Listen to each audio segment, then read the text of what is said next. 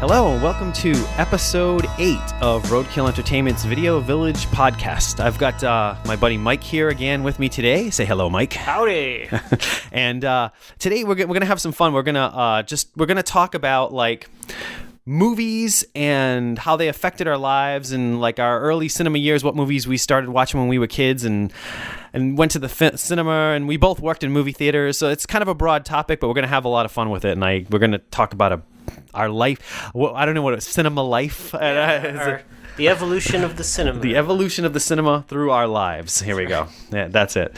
But yeah. So I mean, I whatchamacallit, I'm spacing out, but I'm not going to do any, obviously I don't do any reviews on these episodes or anything like that because I've got somebody else to talk to and I don't have to just blab a lot all by myself to talk about nothing. So that's always good.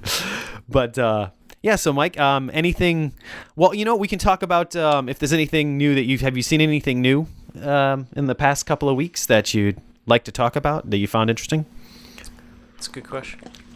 Let me see. I saw a film called Rampart with Woody Harrelson. I've heard of that movie. Yeah. It's not bad. I got it for $5 at Target. I was like, $5, Woody Harrelson, I'll give it a shot. Yeah, why not, right? What the hell? And it's great. He plays a cop who goes over the line, you know. But he's a really great actor, especially when he plays the darker roles. Yeah. You know, Natural Born Killers was the first time that, you know, he really broke out with the darkness, and you're like, wow, he's not just Woody on Cheers. Right. You know? Yeah, definitely. And actually. like, yeah, go ahead. Oh, no, I was going to say, he's, speaking of Woody Harrelson in dark roles, if you haven't seen the movie, it's called Out of the Furnace that just came out. No. That's a cool movie. It's got Christian Bale and him in it, and it takes place in like a small Pennsylvania town, and it's a new movie. It actually was up for like an Oscar this year and stuff like that. And he plays like this really seedy, like this really trashy guy who lives in like a small Pennsylvania town who like he runs these like underground fights and stuff like that. It's a good movie though. It's worth seeing. But yeah, you can go ahead. I just wanted to, because when you said Woody Harrelson playing a dark character, that kind of made me think of that. Yeah, I mean he's just so good with the dark stuff, you know. And yeah, he you know plays kind of a corrupt cop, and you know he tries to say get away with it in a way, but at the same time he totally is embracing what he does. Yeah. You know, which, you know, I don't want to spoil it for anybody, but he does some bad stuff. So that's pretty good. I've seen that movie floating around, Rampart. Yeah. The title is like sticking in my head. Yeah, it's good stuff for cheap money. Yeah. Definitely worth it. Was it DVD, Blu-ray? DVD. DVD? Yeah. Cool. I saw just recently I saw a movie called Dark House. Have you heard of that movie? It's Victor Salva, the guy who made Jeepers Creepers 1, 2, Clown House. Yeah. Like, it's his new movie. I picked it up. It's pretty good actually. It's not that bad. It's got oh Christ, the kid from Christmas Story there. His name is Zach something. I forget his name. The one who played the mean kid in Christmas. The one who played Scott Farkus? Scott Farkus. It's got Scott Farkus in it. Yes, he's in it. He plays like a main character in the movie, and there's a couple other people in there too. I can't really remember everybody's. There's a few like other actors that I kind of recognize, but it's pretty cool. It's akin to, I say it's not a prequel or a sequel to Jeepers Creepers, but it takes place in the same world, I think. I think that's the way Victor Salva was thinking of it when he wrote it, because it's all those like old back roads like they were riding and stuff like that. As a matter of fact, the car that they're driving, I think, is the same car that Derry was driving in, because it's like one of those old like cars like that. And they end up in the middle of nowhere in the woods, because the main character, he wants to go and meet his father, but there's something creepy and evil about his father, and nobody knows what the deal about it is. And he kept drawing this house ever since he was a kid on a piece of paper, so he wants to find this house. So they find this house, and there's a whole history behind the house, and this like evil shit going on with the house, and there's some fucked up like demons and stuff with like these guys with like axes and long hair, and they just run through the woods and shit. Oh, and Saw. Toby, my brain's not working. Tobin Bell? Tobin Bell, yeah. He's in the movie. He plays like one of the main characters in the movie. But you know what's really weird is his character he's got long hair and he's wearing the creeper jacket in the movie, which is weird. I'm like, okay, because when I was watching it, I'm like, are they going to tie this into Jeepers Creepers? They never did. But it's so weird because you could place it in the same universe. It has that tone. There's some cheesy stuff in it. Some of his newer films, Victor Salva, like he made a movie called Rosewood Lane. I don't know if you ever saw that. That one was okay. It got a little cheesy. It was about a paper boy who gets obsessed with his like neighbor, but he's like demonic or something like that, and he starts like showing up and just harassing this neighbor. It's okay. Rose McGowan was in it actually. It's okay. It wasn't great, but this one just sounded kind of cool, and it was in Walmart, and I saw it sitting there, and I'm like, oh, this movie came out. I was like, all right, fuck it, I'll watch it, whatever. But that was a pretty cool one. Dark House, I saw that one. Yeah, that's I mean, I have a bunch of other ones that I'm going to review at the next thing I do, but as far as like a new movie that I just saw recently that I liked, that Dark House was pretty cool. I thought that was all right. Real quick, I saw Muppets Most Wanted yesterday. Really? We're going to go see it this week. How was it? Great film. I hear it was actually possibly better than the first one. About the same, It was right? different. It was fun. Like, I laughed more with this one. Yeah. But I didn't have that, like, sentimental teary-eyed moment that I had with the first one. It was, like, the first one was almost akin to the Muppet movie. Right. And this one, it's almost like they took Great Muppet Caper and Muppets Take Manhattan and kind of put the elements into this one. Kind of from the commercials and stuff, that's what I was thinking it was probably going to be a lot like, yeah. It's funny how they're doing that. But, no, it was a really fun movie. I like it. And it's got some, they said the music in the music's pretty cool. Yeah, the songs are funny. And there's a lot of cameos. That's what I heard. Like obvious ones that you know of, like Tina Fey and Ricky Gervais and stuff like that, but they were main characters, right? Yeah. But how's Tina Fey in it? She's usually pretty great, funny. Yeah, I like Tina Fey. Ricky Gervais he's phenomenal in this movie. Really? Yeah. That's freaking cool. It's great. Cool. I look forward to seeing that because I'm going like on my wife Katie's birthday. We're going this Thursday, so to check that out. But so yeah, all right. So I guess we can get started with our topic. All right. So I don't know, Mike. Do you wanna lead off with this or what? Sure. Yeah. I mean, where I started, going to movies is really a little kid. My mom would take, my sister's 5 years older than me, so she would take my sister and myself to all the Disney movies. And back then, I was born in 1975 in November, so the end of the year. Me too. Yeah, you're like a month and a half. I think we're very close. Yeah. So back then, there was no, VHS, no big boom or anything yet. So Disney would always rerun their movies in the theaters. So I got to see the classics, like, Sleeping Beauty and Cinderella, and I got to see all those. I'm pretty sure I saw most of those movies in the theater growing up. I don't remember how many of them that I actually saw, but I know I saw like Pinocchio and stuff. Pinocchio was always one of my favorite ones growing up, so I remember Pinocchio and stuff like that. Yeah. But I could even remember where we sat in some of those. I don't know, because we went to the Chalet Cinema down the street, and it was just now it's a John Deere place, and it's sad, but I'm glad the building's still there, because there was a drive-in right next to it that got torn down, and I saw some there. The only movie I remember seeing at the drive-in was Superman 3. Wow. But now I'm getting ahead of myself. Actually, you remember you'd like my the first movie that I remember seeing in the drive-in was Empire Strikes Back. Excellent. And I think I don't remember exactly when it was, but I was really young because it would have been like 81, 82, so I was like a really little kid. And all I remember, I remember very little of it actually from that memory. I remember being at the drive-in, I remember seeing the movie, and I remember the part where Darth Vader's in the little cube and he's taking off his helmet. Right. Like that stood out to me as a kid, like seeing the head and seeing him put the thing back down. That's all I really remember of it. But I remember like my mom telling me like that I slept a lot through most of the movie in the backseat of the car. But apparently I saw Empire Strikes Back at the drive-in. Wow, that's great. That's great. Like for Disney, now here's the thing about the Disney movies. I saw in the theater Song of the South. Really? Yes, I did. Wow, that is a rare one to see in the theater. Yes.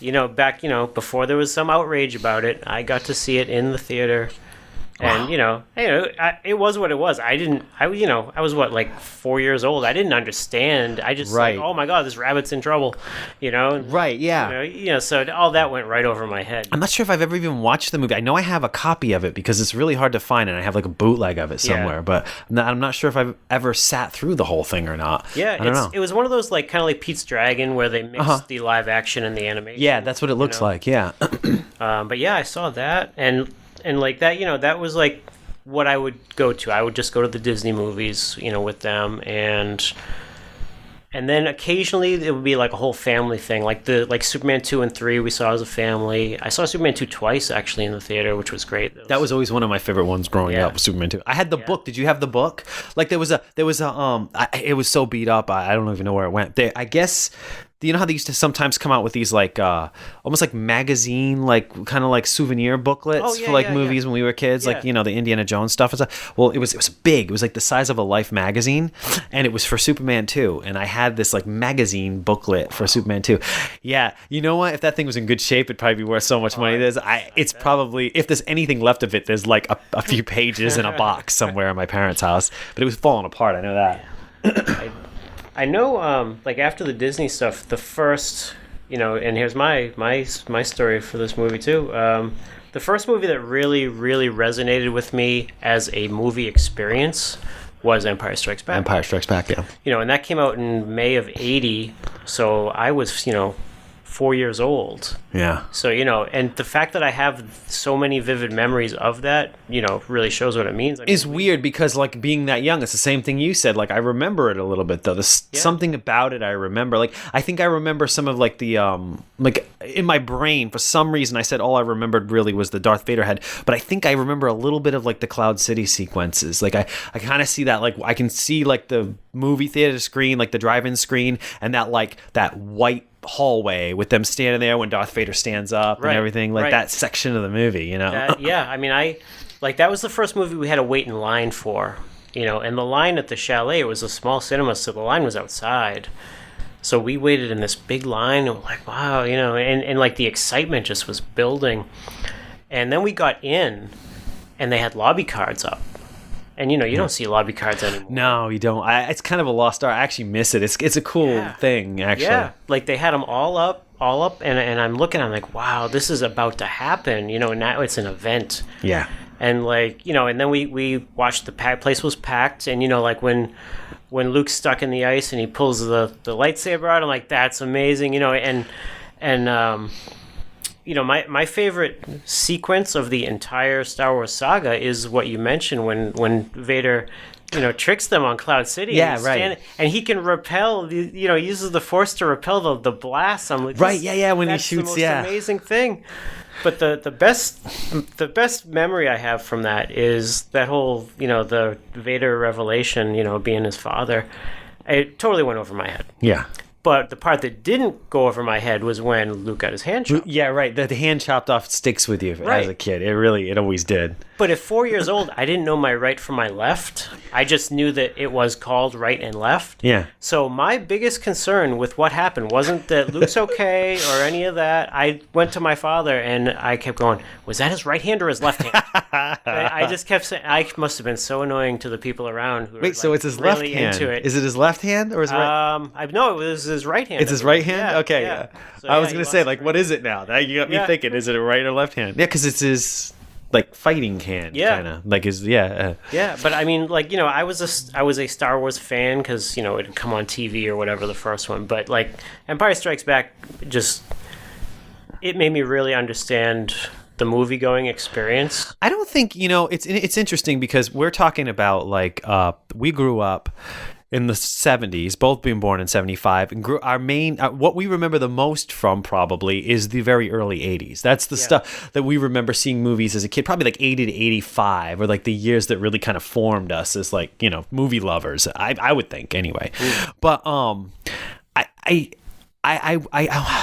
hate to say, I almost feel like the more modern generations don't have as strong of a foundation as we did growing up in cinema. I mean, what did we see when we grew up? We saw the Star Wars movies. We saw the Indiana Jones movie. I mean, it was a lot of Spielberg, Lucas, like, Coppola stuff. But, like, it's that era, but those were the greats. Those are like the big ones. To this day, they're still kind of thought of as the greats. And everyone looks at like, it's weird to think of like Star Wars, because Star Wars has gone through so many changes. Everyone bitches about George Lucas like altering the movies and stuff like that. But it's like we grew up with the original versions of those movies, like, and they were effective always in their original form. Like I never looked at those movies and I never saw, like, maybe as a filmmaker, maybe if I was George Lucas, I would see it, but like I never saw the effects as cheesy in those movies, even before he went and altered them all. Maybe he made the mats look better. You know, I know if you look at some of the older copies of the original versions, you can see the little squares around the around the TIE fighters and stuff like that. Like, so I maybe like those mats, maybe like it smoothed it all out. But like, it's so weird because I almost feel like, why? You know what I mean? Like, why did he go back and make those weird changes? Like, I think he was just obsessed with it. It was his thing. He was obsessed with it. He couldn't leave it alone. Right. Yeah, I agree with that. And, you know, it's funny, like, what to make your point, you know, you take a movie like The Karate Kid.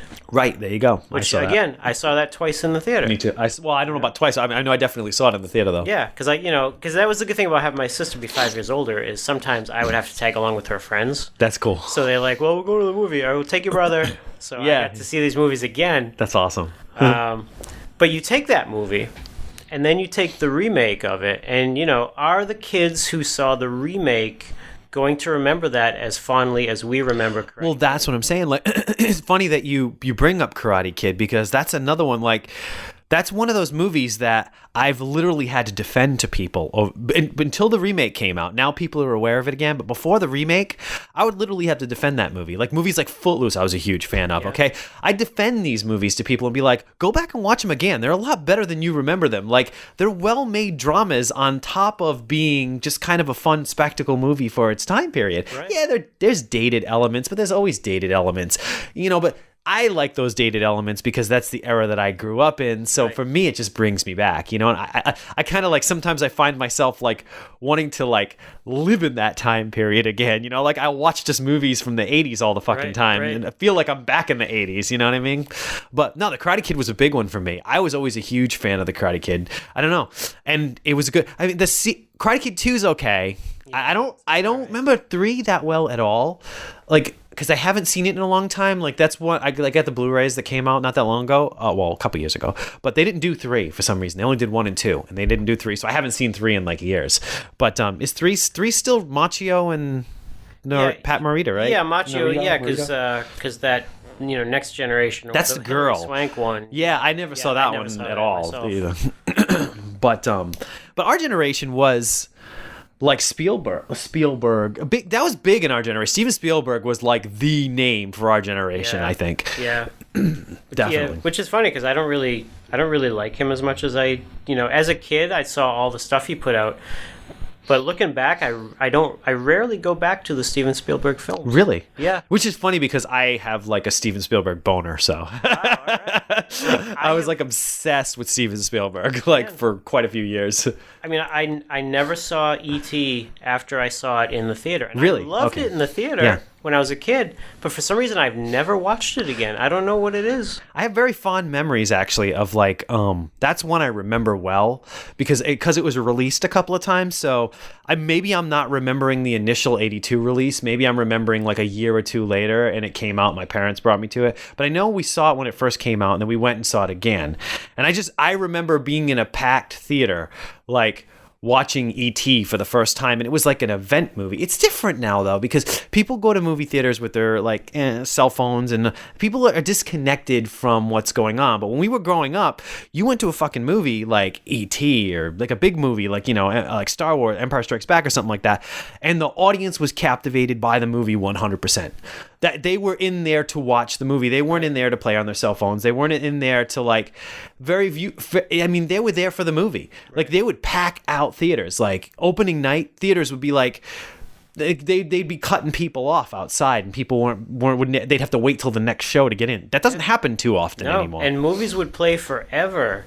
Oh God, you know? And they only played on one screen. Yeah. You know, you're not getting multiple copies of this film. Now, what did you think about the reissue of E.T.? I mean, I saw it in the theater because I had good memories of it. Actually, that'll kind of kick into our later discussion about projectionists and stuff. But I was working as a projectionist at the time, and all I remember is we got the trailer for the re-release, and it was me, like my manager, and a couple other people, and we were all like, I was running the movies for the first time that day, and I'm like, oh, this is the one that the E.T. trailer's on. So we all went downstairs and watched it, and I swear to God, like a handful of grown men standing there with like practically tears streaming down their faces. That fucking John Williams score was pounding through the screen, and like it was kind of like, wow, fucking E.T. on the big screen. It means quite a bit to a lot of people from that era, you know? Yeah. Oh, absolutely, it does. But what did you think about the reissue? Did you dislike at the time? You know, that's the thing is, I don't know. I just had this like, oh, it's coming back, all right, and I just had no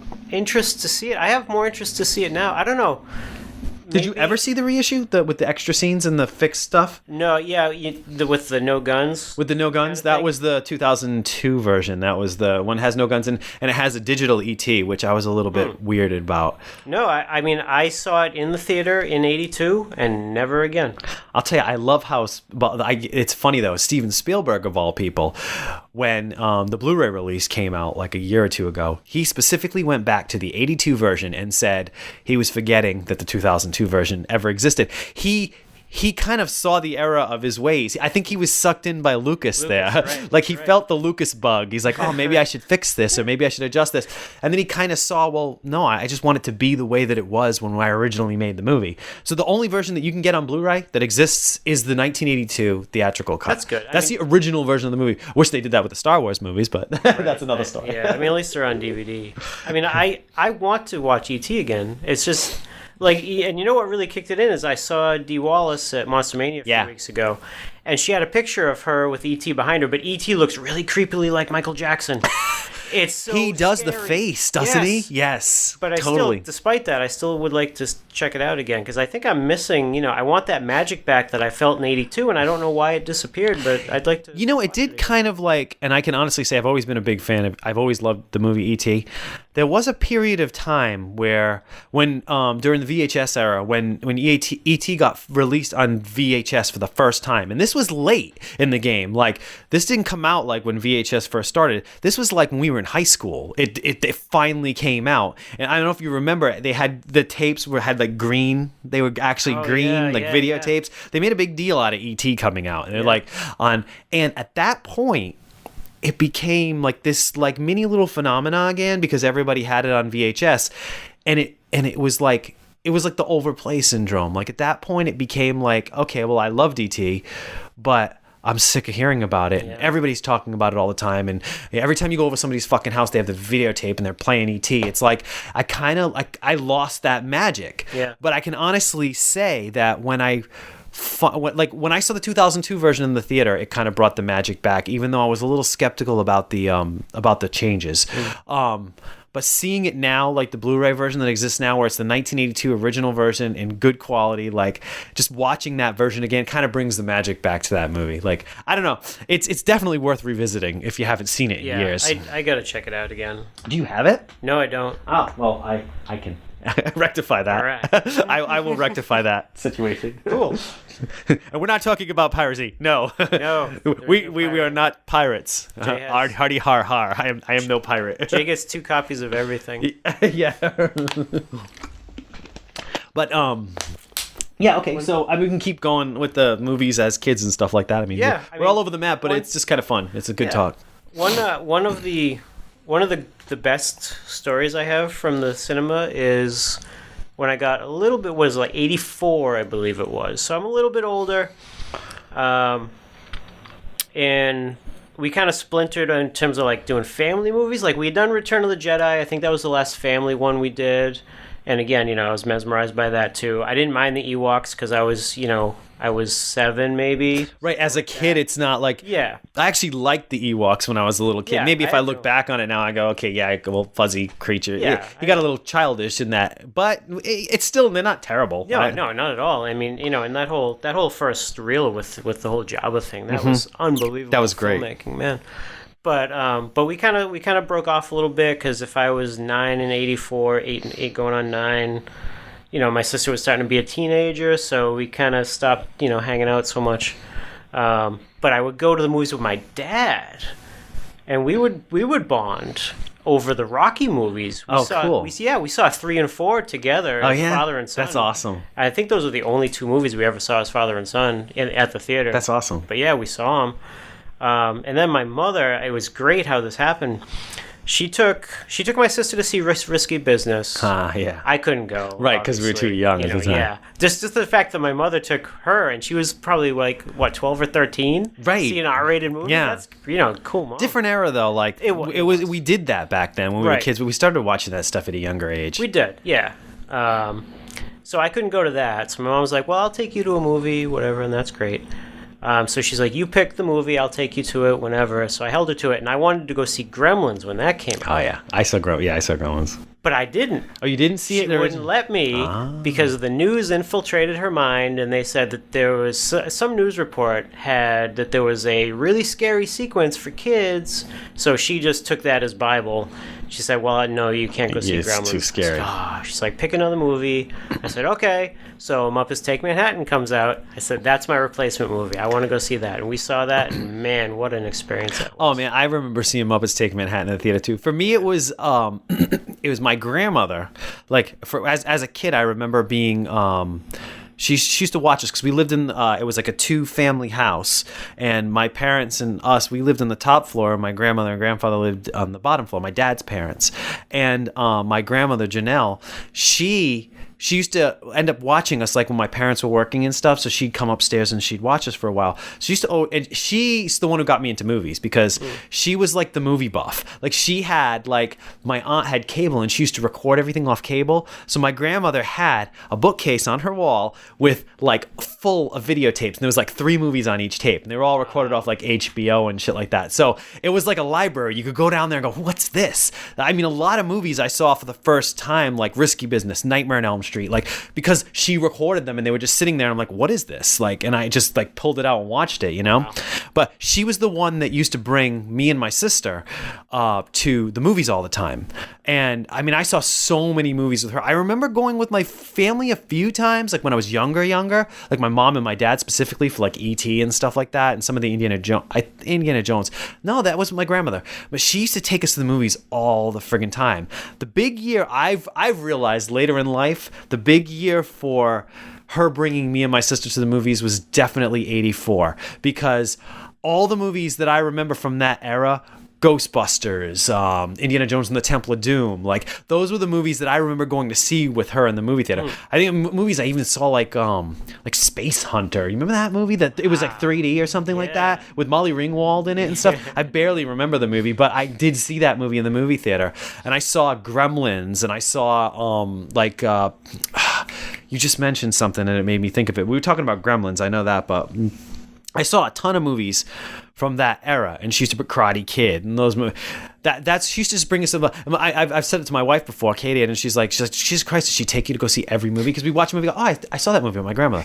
I saw random ones too, and she used to bring us to some more adult movies too at that age. Because I saw Up the Creek. In 1984. She took me to go see that movie in the movie theater. Wow. Which is funny because that's a random one that most people have probably forgotten even existed at this point. But I don't know, just these random fucking movies. But yeah, if you can continue too with your story as well. No, yeah, I mean, I keep interjecting, but I've always been a Muppets fan.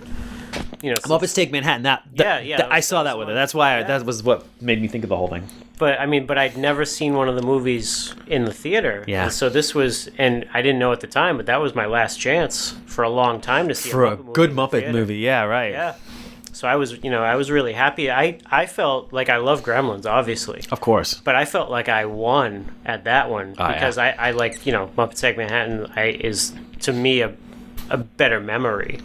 It's a strong movie from my childhood. I remember it a lot, and it's funny because it started a lot of things too. It was the start for the Muppet Babies and all that stuff, that whole sequence. But that's just, it's funny when you rewatch Muppets Take Manhattan, and I have over the past few years. I hadn't seen it in a while. That is a great friggin' Muppet movie. There's nothing wrong. There's nothing bad. They're all, the first 3 Muppets and the Muppet Movie, Great Muppet Caper, and Muppets Take Manhattan, are all like they're kind of like the golden age of the Muppets, really. Great Muppet Caper, I think as you get older, you appreciate it a little bit more. When I was a kid, I didn't appreciate the Great Muppet Caper as much, but I appreciate it more now as an adult. But the Muppets Take Manhattan, man, I friggin' love that movie growing up. That's the pinnacle of Muppet entertainment. When Kermit and Miss Piggy actually get married at the end of the movie, she like tricks him into it. Yeah, she does. But man, it's so like, even at 9 years old, 8 years old, it brings a tear to your eye. Like, oh, they're getting married. I know. I'll tell you, I never like. It's weird to say this, but like, I don't get sentimental, so to speak, of over like Hollywood stars and people like that. Like I don't know these people really, you know what I mean? But I choked up. I found it kind of sad when Jim Henson died. Yeah. When Jim Henson died, and they had like I remember there was something where they had like the Muppets saying goodbye to Jim Henson. I'm that was friggin'. I was like, wow, that's an emotional thing right there. Yeah. I'm like, because a lot of people don't realize like how, like, you read up on Jim Henson, how legitimately good of a guy he was. Like, he cared about kids, he wanted to entertain children, and that was like his life. Not in a creepy possibly Michael Jackson sort of way. I guess the jury's out on that one, we don't know, but I mean, not in that sort of way, like in a legitimate way, like Sesame Street, Muppets, like, I mean, it's, and that was like my youth. Like it's weird. It's like seeing like it's like a piece of your youth died. You know what I mean? Yeah. And honestly, the new Muppet movies I love. The new ones have been great. The Muppets, and I can't wait to see the new movie. Yeah. They're the first ones to, I think, recapture what the Muppets were. Because there is a period, and I like them. I've watched them; they exist, and I have them and whatnot. But there's a whole section of Muppet movies there that you just kind of. Yeah, I mean, I thought Christmas Carol was real good. I liked the Christmas Carol one, but it did feel different. I haven't, I have Treasure Island. I've watched about 25 minutes of it, and I got bored. I have to attempt to rewatch the whole movie again. It didn't do much for me. I understand that. It is rough. Like your attention does kind of sway a bit with that one.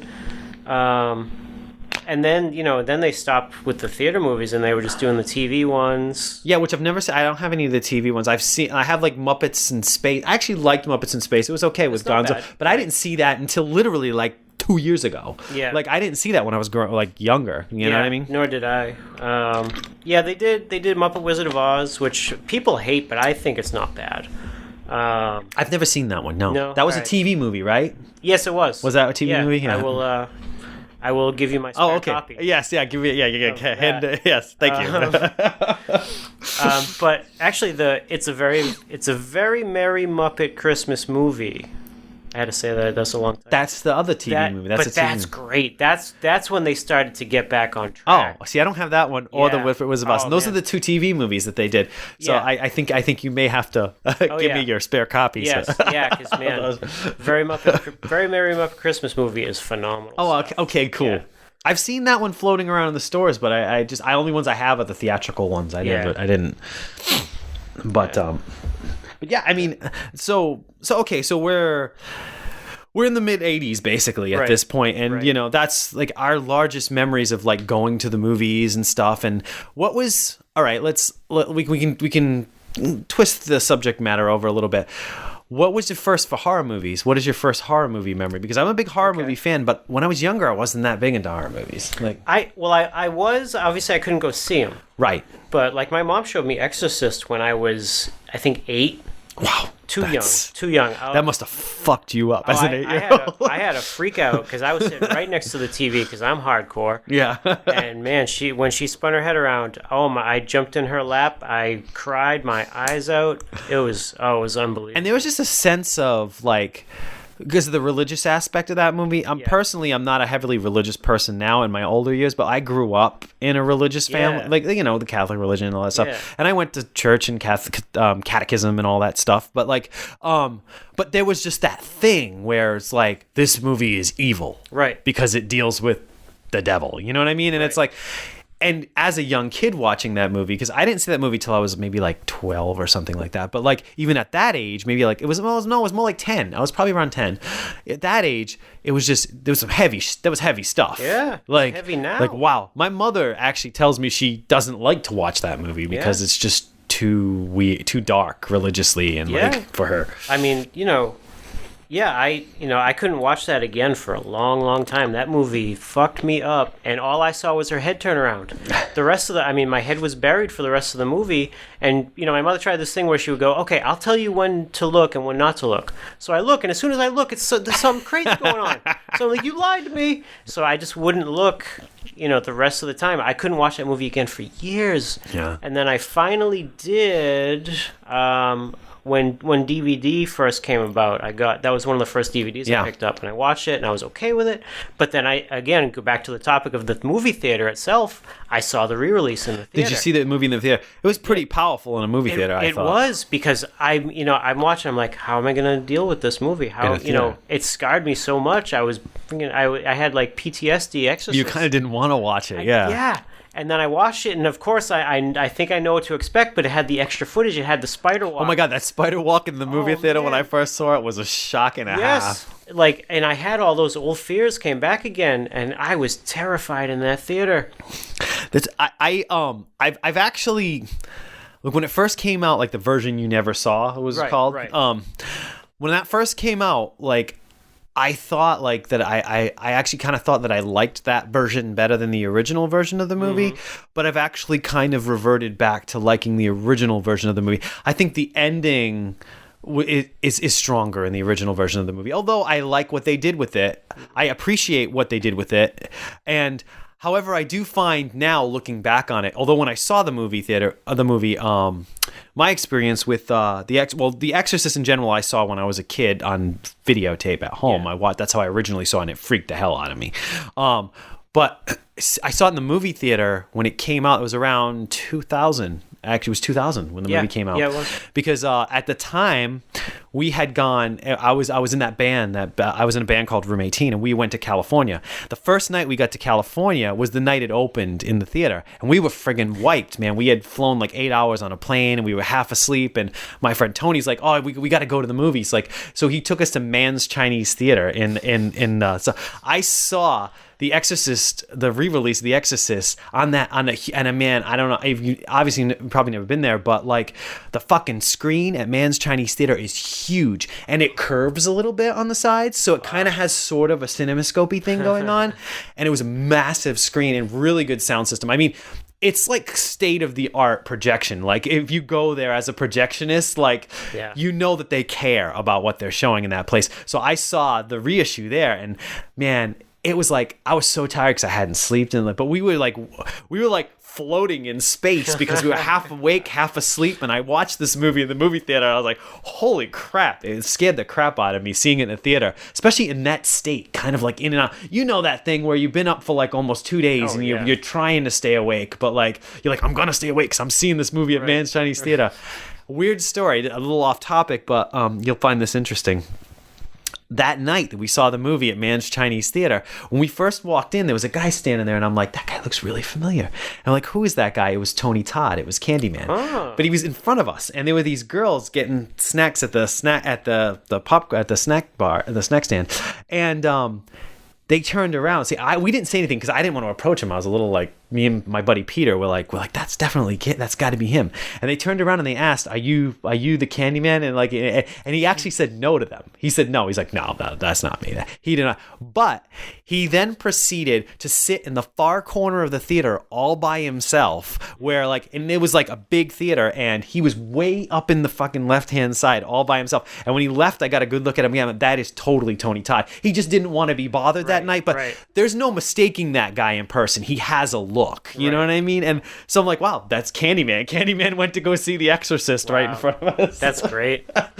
But okay, so we can go back to the horror stories. I didn't answer your question. So in terms of the movie theater, the first horror movie I can remember seeing, I think I was a senior, so like 92, 93, Bram Stoker's Dracula. Oh, really? Okay. The Coppola one. Yeah. And man, I was blown away by that. I still am. I love that film. Really, I have to watch it again because I didn't like it that much the last time I watched it for some reason. My biggest problem with the movie, I think, is Keanu Reeves for some reason. Yeah, he's bad. But I think the movie is good, but I think Keanu Reeves drags the movie down in some spots. Oh, yeah, he does. I mean, but I like... Visually, it's pretty stunning, though. It's amazing. And Gary Oldman is just ridiculous. And he's an amazing actor, period. Yeah, I had never seen him act before. And I left that theater going, I need to see this again right away. Yeah. Which, I didn't until VHS, but I saw it in the theater, and that was my first horror movie. What was your first horror movie? Your first horror movie at home? Was that The Exorcist? That's what you were saying, right? That was your first at home experience with horror. Was it that? It was either that or like Friday the 13th. One of those movies. Yeah, because your sister was older, so I can almost imagine she probably had been watching something like that, and you. Yeah, she was into it too. We would rent them all. That whole VHS classic story. That's a topic for another time. But yeah, we were a part of that. But I know I had liked horror movies before The Exorcist. Yeah. So I thought I was ready. But I couldn't have seen that many because I was, 7, 8 years old for that. So it was probably like a Friday the 13th or something quote-unquote lighter than The Exorcist. I may have, I think I might have said this story in like a previous podcast, but I'll repeat it because it fits in with what we're talking about right now. But my first experience with horror movies at home was, my neighbor, she used to babysit me and my sister, this girl named Donna, and she used to so we would go over there. It was like after school. I think it was when my mom was still at work or something. It was kind of like the same thing as my grandmother, really. But we moved when I was like about 10 years old. We moved to a different house. So then it was like a whole different area. But so we used to go over to her house after school, and she would watch us for a little while. And my sister was younger. My sister's like 3 years younger than me, but she for some reason never had like the hang-ups about horror movie when she was a little kid that I did. I was friggin' terrified about horror movies, and so they talked me into watching The Shining because she'd recorded it off of network TV Alaska. She's like, "Oh, you'll like this movie. Watch it." And I was terrified by the movie. Like I couldn't literally. I remember having like dreams of those two little girls standing in my bedroom doorway like at night, like fucking horrified, like for like weeks afterwards. But I watched it, and that kind of started me in horror. I'm like, well, I made it through. I made it through the movie. You know what I mean? And then I tried to watch Nightmare on Elm Street. My grandmother off one of the tapes she had on the wall, and I got like 20 minutes into the movie. I got to the part where Tina was dragging down the hallway in the bag, and I shut the fucking movie off. I'm like, I can't watch this movie. Like, it scared me so bad. I'm like, I can't. And then I eventually revisited it years later, and I love it now. But there's that. And one other quick story about that, my early experiences with horror movies. When I was really young, I remember like my dad watching Last House on the Left off a video, and I remember him saying, "Oh, you can't watch this is bad," and I had to stand off in the other room, so I was kind of peeking around the corner. I remember seeing some of like the random like lesbian shit in the woods that was good. And funny thing is that kind of perverted my brain because years later I thought there was more to that than there actually was in the movie, but there really isn't. It's probably I just thought more, you know what I mean? Because you know how as a kid it just seemed like so much. That my parents had rented Poltergeist. And they were watching Poltergeist in the other room, and I couldn't watch it. It was I didn't want to be a part of it. And the thing about it is the music is really creepy in Poltergeist, especially as a kid. So I actually I went into like the bathroom and stuff, and I was like sick. I was like dry heaving. I'm like, I can't. This music is terrifying me. It's creeping me out. And then my mom bought like I said, I think I might have told this story, but I'll tell you. My mom bought us. They used to have these like cassette tapes of movie music, and it had like Indiana Jones, John Williams stuff, and like Jerry Goldsmith and all that stuff. I don't know who put this tape out because it was the evilest thing they could have ever done on a kid's soundtrack music tape. But the last song on the last side was the Poltergeist theme. Wow! And because of the kids, yeah, because it was the kids on it, that's right? So the song was on there, and it used to fucking creep the shit out of me that was on the tape. And I was like, I couldn't listen to this. And at the end, have you ever watched the movie? At the very end of the movie, when the song ends, there's a bunch of laughing, like Twitter, like laughing, kind of like, and like that was on the tape too as well. So me and my sister hung up. We were so freaked out by this. Well, I was more than she was, that we tore the tape up into pieces and we broke it into little pieces and threw it in the garbage. We were afraid the tape was gonna come back. So we threw it away. But that was like my early experiences with horror, really. But yeah, so okay, keep going. We're in the 80s. Well, I mean, I don't know about you, but after we were talking up to like 84. Yeah, horror. So, like the next real big memory I had, like again when we after Muppets Take Manhattan, we didn't really go to the theater as much. They tore the drive-in down. My sister was off doing the teenage thing, so it all kind of splintered. But then I remember going back right after we graduated 8th grade, so 1989, Batman. Yeah, okay. I went there. It was such a movie that could not be missed, that I made plans with my best friend from 8th grade. We just graduated, and we're like, all right, meet at the movie theater, and we'll go see it together. This was like my first like friend moment. Yeah. Outside of like a hangout. Right. So we got our parents to drop us off, and this is how how naive we were. Neither of us knew that there were matinees. So we got to the theater, and I actually went in the theater because I was there before him, and I sat there and I bought my ticket for that night's show, not even realizing that there were movies going on right now, and we could have seen an earlier show because we got there hours in advance. Oh, so you thought there was only like night shows, right? Like right. So you're just waiting around. Yeah. So we just sat there and hung out for like 3 hours, and we could have seen the movie. Yeah. But, whatever. What do you have? Nothing else to do. Yeah. Right. So opening day we went to see Batman. That's a Tim Burton, obviously. Yeah, 89, I think, right? Yeah. Was it yeah. 89? Yeah. And that, that like rekindled that love that I'd been missing for a while, because, like and I always had VHS and cable, but, but the actual theater experience, that was definitely a go see it in the theater movie. Yeah. I'm not sure if oddly enough, I don't think I actually saw that movie in the movie theater when it came out. Wow. Well, I did. It was a big deal when it came out on like VHS at the time, and I saw it like 1,000,000 times when it came out because that was a big deal back then. It's a good movie still when I look back on it. I'm not sure it holds up as well, for me at least, as it did when I was younger, but I haven't watched it in a long time either, it's funny that you say that, because I had that period too where I was like, it's not, but then I watched it last week. Oh yeah, I watched that in Batman Returns. I said, wow, these are great. Okay, so yeah, I gotta give another shot. Yeah, go back to it. Yeah, it comes back to you. I think I think we were spoiled by like the Christopher Nolan Batman movies. I think they kind of almost like spoiled your mindset of Batman. So like you kind of gotta you gotta go and watch it in a different, because those movies are really like Batman almost based on like the pow bam, like the classic 60s TV show. They're more that era of Batman. I at least I think, right? Yeah, I mean, they're not as bad as the Schumacher ones, which is still just trash. Oh, those later sequels get pretty bad. Oh, those are horrible. Like Batman and Robin, and like I know those are pretty awful. Yeah, because I had a box set at one point in time, and I watched all of them all the way through, and I know by the time I got to the end, I was like, yikes. Oh man. But yeah, I mean, we I don't know, like I'm trying to think, like, what was the first time, like, I never really, because as a kid, I was like, I've always been kind of like a movie like fanatic. Like as a kid, I was like, my parents would have to kick me out of the house. I was the kid who was like sitting there watching movies all afternoon. They'd be like, oh, you got to go outside and play. Like they had to kick me out because I wouldn't, like, I'd just sit there and watch movies all day long. But I know in high school, I didn't go to a lot of movies in high school, but I remember that was the first time I started going to movies like on my own, like in like middle school / high school, like more high school that I remember than anything else. And it was a lot of like sequels at that point, because I was going to see, I saw like Friday the 13th Part 7 and like, but I'd never see, I'd seen the early movies at home, but those are the ones I saw in the movie theater, like Freddy's Dead, like Nightmare on Elm Street, the last one, those movies. Actually, I did see Nightmare on Elm Street 5. One of the first movies I remember seeing in high school, horror movie wise, was Nightmare on Elm Street 5. The Dream Master. So some of like kind of like technically the crappier sequels, like in hindsight now, but they were the ones that were around. Like when we were kids, it was like every year, like now where like this generation, for a while they had their Lord of the Rings and Harry Potter and stuff like that.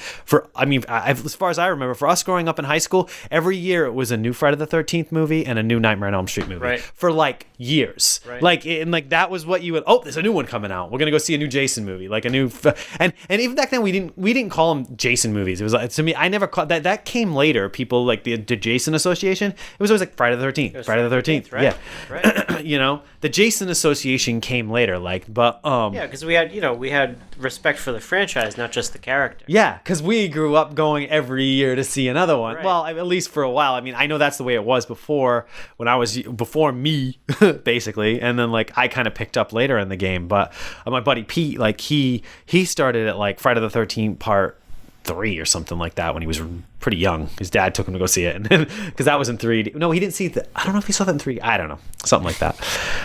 But I mean, my biggest influences growing up is outside of the horror stuff was I was big into Spielberg and stuff like that, and like I was very into like Jaws. Jaws has always been one of my favorite movies.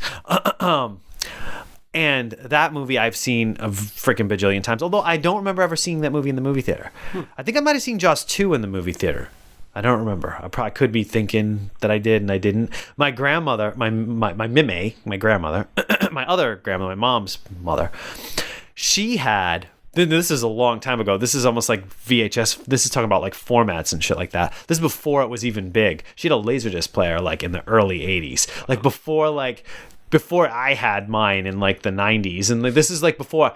This is at the point where they weren't putting out like widescreen versions of movies. It was just like the same thing you got from VHS. They were like formatted frame movies. And there was a handful of movies that she had we used to watch all the time. Jaws was one of them. Jaws 2. Empire Strikes Back. My uncle had that one for some reason.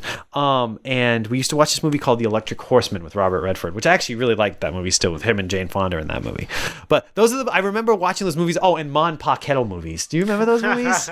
Like, because she liked those movies. She was into those movies, so she had them, like these Mon Pa Kettle movies. And I remember watching them, and they were kind of fun when I was a kid. Oh, and Xanadu. Oh, that was the big one, Xanadu. And when I was a kid, Can't Stop the Music, I loved Can't Stop the Music. They used to show it on TV all the time. Now, knowing the history of Can't Stop the Music and the fact that it bombed so badly in the theater, I can understand why they pushed that movie so aggressively on network TV when we were growing up. But to us, to me, it was just like, oh, it's on. It comes on like once a year or something like that, and we'd watch Can't Stop the Music. But it was such a freaking theatrical failure that like they were trying to get their money back from that movie by pushing it on network TV for like years. But yeah, that's for me. That for those years, that's what I remember. I don't know. You got anything else on that? I mean, for me, it was after that whole Batman thing, you kind of went into high school, and again, I kind of fell into that lull where it wasn't, because my parents were a little less willing. My father wouldn't take me to any more movies. My mother was like, whatever. But then it kind of turned around because she worked for the Shaw's Corporation, and the store she was at was across the street from a movie theater. And after the Chalet shut down, this was, the other one in town that's, a newer one. And she started getting free movie passes at work for next door. So she'd go, hey, do you want to go see a movie? Like, hey, that's cool. Hey, you're right, we're bonding again. Yeah. So I would bring my friend Alec, and we didn't see, too many, but we saw Naked Gun 2, 2.5, whatever you want to call it. We saw Pet Sematary 2, I'm like, whatever. Random ones, yeah. But, we were just happy for the experience of it, And, so we saw a few then, and that was like my bridge between, like parent, going to see with parent, and then jumping into my own life, and seeing things on my own. Yeah. Because when I saw Dracula, I saw it on my own with my friends. Yeah. So like I had crossed that bridge. Yeah. And now I was starting to be on my own to see movies. I think one of the first times I remember actually going to see a movie was sort of on my own. It was me and my sister. It was there's in Fall River, there's a Harbor Mall cinema. If people aren't from this area, they don't know what I'm talking about. But the Harbor Mall in Fall River. Are you familiar with the Harbor Mall? Okay, yeah. All right. Well, they used to have a cinema. They had a cinema in there when I was a kid, and that's where I used to go see movies. And my mom actually worked, and I did for a little short period of time at the Kmart in that mall, and she would like go in to go shopping. She would go do food shopping because there was a Shaw's across the street and stuff like that. And she'd be like, "Well, we wanted to go to the movies, me and my sister, because I was never a big reader, which is funny because you're a big read. Like you've read a lot of different stuff, like you're into Stephen King stuff. This is a Stephen King story, so you'll appreciate this." One of the only books I ever read from cover to cover when I was a kid was Pet Sematary. I actually read that book and I really liked it. And when Pet Sematary came out in I think it was like 89 or something like that, I really wanted to see the movie. So my mom's like, okay, well, it was an R-rated movie, so I had to, it was definitely R. So she had to buy the tickets for me and my sister. She bought the tickets for me and my sister. My sister was kind of young at the time. And me and my sister went, and it was just the two of us. And literally, I remember there was like nobody in the theater. It was like just me and my sister. There might have been like one other person. And we saw Pet Sematary in the movie theater. We just watched it by ourselves. But this is one of the first memories that I have of like going to the movies, like you said, like by myself. Like I was with my sister, but it was like my own thing. My parents weren't with me. My grandmother wasn't with me. I went there to see that movie because I read the book. You know what I mean? Right. And I always remember that how much that movie creeped me out too in the movie theater. Pet Sematary. That was that's heavy stuff. The original Pet Sematary. The first one was good. Yeah. Part 2 wasn't. So. That's all right. I saw part 2 in the movie theater when it came out. The one with Eddie Furlong, right? Yeah. So I did see it in the theater when it came out. I do remember that. Yeah. It gets kind of hazy after a while because like as we'll probably kind of jump a little bit forward now and jump into this subject matter. This will be kind of fun because me and Mike have talked about this on our own, but like basically we both worked as theater projectionists in the movie theaters around the same time, like in the same area. I never even knew each other existed, but like but we both have that experience of being the projectionist for like years and like working in a movie theater and stuff, which is kind of cool because it's a very different experience than what people would have working in a movie theater now. It's a different lifestyle. But so I mean, we ready to I guess hop forward a little because I think we've kind of covered the early years a little bit. So now we're at like this is like years later. I started personally. I started working in a movie theater in about, let me see. It was for me. It was probably around 1998 or 97, 98, around there. I can't remember the exact, but that's when I started working like in theaters in general. The first job I worked at a place called the Showcase Cinemas in Seekonk. I worked at the one that's open now, not the Route 6 one, the big one, because that was like a big deal when that opened while I was working there, and that was like the big one. You know what I mean? I worked at the one that was right off the highway. Yeah. They had two of them across the street from each other. Yeah. Okay, I worked there. I was like a cashier, and I worked behind the concession stand a little bit here and there, and I did kind of like everything. I was like a jack of all trades there, but like I became really good friends with the guy who was the projectionist there. It was a guy named Pete DeBuell, which I haven't seen this guy in years, but he was an awesome guy. And he like told me everything there was to know about being a projectionist, like, because I always wanted to hang up in the booth and talk to him and stuff like that. So it's a very Cinema Paradiso type of story. But no, not Toto. But so that for me, that's how that all started, and I became, really interested in that. And then what happened was I worked there for a while. Something happened and I had to go work somewhere else because I wasn't making enough money, because at the time I was still living at home with my parents, and my dad was getting on my case about getting a decent job and getting out and stuff like that. It was the typical, like, the 20 year in the 20s. I don't know, you may have had the same thing growing up at that point in your life where your parents are like, well, what are you gonna do, and they're trying to figure out what I'm gonna do with my life. But I went from there after working there for a while, and I had a lot of fun working there. I mean, I saw a lot of free movies because, as you know, working in a movie theater, the big perk about it was that you could get passes for yourself and your friends for the most part. Like at that point, I mean, that point I was at the mercy of the managers though, because I was just the cashier. I didn't have any like real control, But then came the control years, because then somewhere down the line there was a new theater opening up. Now it's Regal Cinemas in Swansea, but when it was opening up for the first time, it was Entertainment Cinemas in Swansea, Mass. Actually, wait, you worked at Entertainment, a different time though, a different time. But it was Entertainment Cinemas in Swansea, Mass, and this is when it was first being built.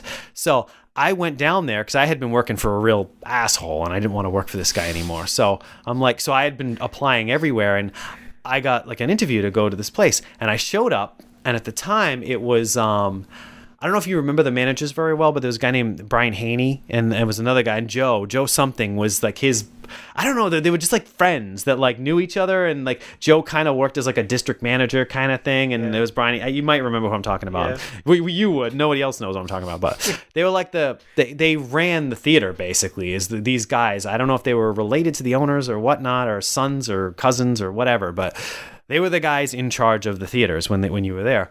And when I went there and they were building the thing, they put us through the fucking ringer, because the theater was still being built, okay? And I remember Brian Haney was a pretty cool guy. Like, he was very laid back. He reminds me of James Spader in my memory for some reason.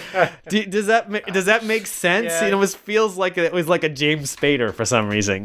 Maybe I'm off on that, but he okay, so when I got the job, I get a call. They hired me like on the spot, but there was a trick to the hiring process because they were still building the theater. So what they said was, okay, this is what we're going to do. We need you guys to help us clean up the construction. So we went in there and we were going into the theaters and cleaning up all this construction, like the nails and all the crap that like we were like the construction crew cleaning up the construction. And they said that I realized afterwards that they were testing us to see if we were like reliable people, because we were working like 60-hour work weeks, 65-hour work weeks. They were having us come in early in the morning, stay all day, like beating the crap out of us to clean up this place and get this. I think probably because they needed to get the place opened. Yeah. But then it got to a certain point where literally we were all standing around and they asked us, and this is how I became a projectionist, all right? They asked everybody, what do you want to do? What do you want to be? Do you want to be an usher? Do you want to be this?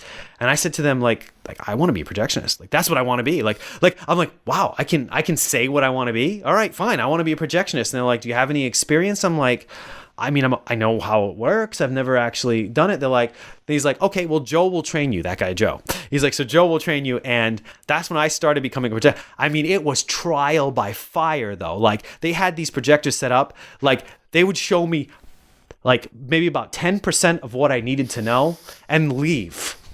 And like, I cannot tell you, like, I had tears streaming down my face the first time. It was The Legend of Bagger Vance. All right. I remember that movie. I'm not even kidding you. I don't even think I've ever seen the movie, but they were breaking the movie down off the platter.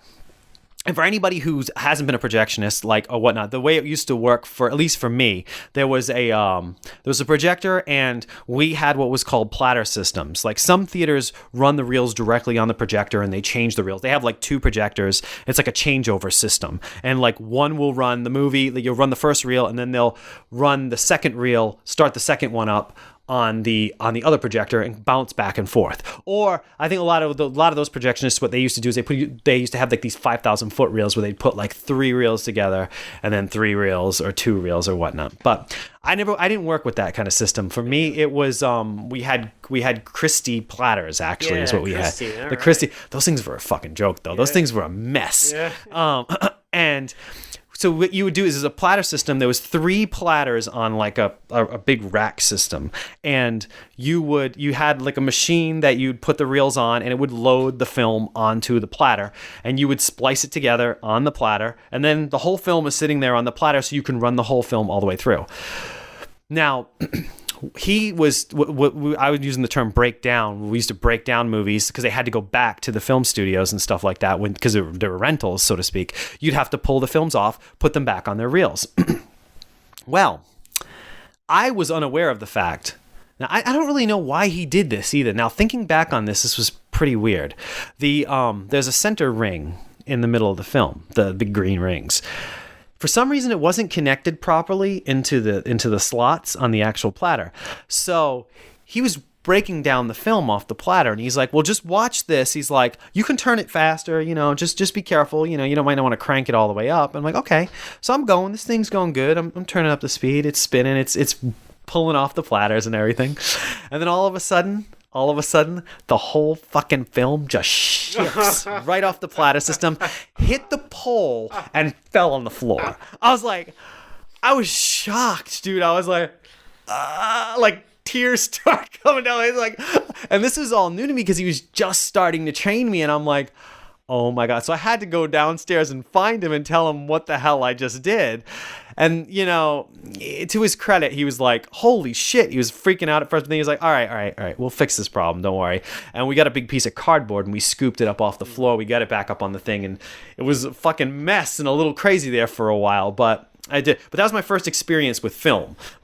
And let me tell you, I always said being a projectionist, this is my theory about being a projectionist, and I did it for like 7 years. It's periods of absolute sheer mind-numbing boredom combined with periods of absolute horrifying terror, like, holy fucking shit, I'm gonna owe $5,000 to the goddamn studio because somebody fucking destroyed this print. Like, there are moments of sheer terror, like when like the brain wraps up and the thing's running and you're like, oh my god, I gotta figure this out, and you gotta because the one thing you never want to do is you don't want to shut the movie off. They never want you to shut the movie off. So if you have to shut it off for a couple minutes, you are like heart pounding, like you've got like 10 minutes to figure out what the fuck to do to get this thing going again. You know, but that's how I got into that basically. And from that point on, I was the booth manager, and I was in charge of the projection booth, and I was pretty much the only projectionist for a long time. I worked like long fucking hours because I was there every day from beginning to close. And then I finally talked them into hiring some other people, and I had to train some people. And I had a few people that worked with me that weren't like, they were kind of like, they just didn't know what the hell they were doing. Did you work? You worked there for a while. This is later. Wait, you were after me, obviously, because I was there when it opened. Did you work with like this Vietnam vet guy named like Randy? No, I worked at a different. Oh, you worked at a different entertainment. Yeah. You didn't work at the same one. Okay, never mind then. Okay, all right. So, but yeah. So I hired a few people on. I trained them. I was probably to be honest with you, I was probably rushing them through training because I just wanted a fucking day off. You taught them as much as you got taught. I did. It was pretty awful because the manager would be like, well, you know, he's like, do you think they're ready to run by? Oh yeah, they're fine. Don't worry about it. And then I'd get a call at home like that, like somebody like dumped a print, or like I was like, oh fuck, there's a brain wrap. He tore the car. One guy, I'll just tell the story, then I'll let you jump in. One guy that I worked with, we used to be able to like, he gave me the right, because I was like in charge of the booth, that if I wanted to screen movies after hours, because I had keys to the building, he's like, you know, I trust you. He's like, if you want to bring your friends in, a couple people in, no big deal. He's like, we do it, whatever. You know, just be careful, don't hurt anything. So there was a few people that I worked with that I was like, you know, just be careful, guys. If you're going to do this, you got to be fucking careful. And I always stress, and this pissed me off because they always fucking defied me, which used to aggravate. I used to stress, no fucking alcohol when you're running this shit, because you don't think about it. And then they all come in with fucking beer at night, and next morning they'd be some kind of disaster because they were drunk and not paying attention. When it was Lord of the Rings, it was the first movie opened. This was like the night before, the day before it opened, okay? We had a couple prints of it, but one of this kid I worked with, he ran the movie for his friends overnight, and they were all drinking, not fucking paying attention, and the print, it wrapped around the brain like so bad, like it tightened right around the brain. So what he did to fix it, now there are other ways to go about this now, but at the time he couldn't figure it out. He had to pull it from the center. So as he was pulling it, it would get tangled, he'd cut it and splice it. It would get tangled, he would cut it and splice it. So the whole fucking movie, like literally every like 10 seconds, you'd get a... Yeah. It was the whole fucking movie. And I found this out the next morning, and we took that print and stuck it in like the shitty theater, because we had a couple prints of it, and the manager's like, hopefully nobody will. We had a lot of complaints about that friggin' print, but they just sent it back to the studio and they never got fined for it and everything. So that print is somewhere in but it was rough, man. It was beat up. But yeah, okay, now Mike, you go with your projectionist theater stories. So all right. Well, I started a little bit earlier. I started working in 1994. Okay. Basically, I left high school, got a winter job. I didn't do anything that summer, and I got a seasonal job at Bradley's retail store, if anybody remembers that chain.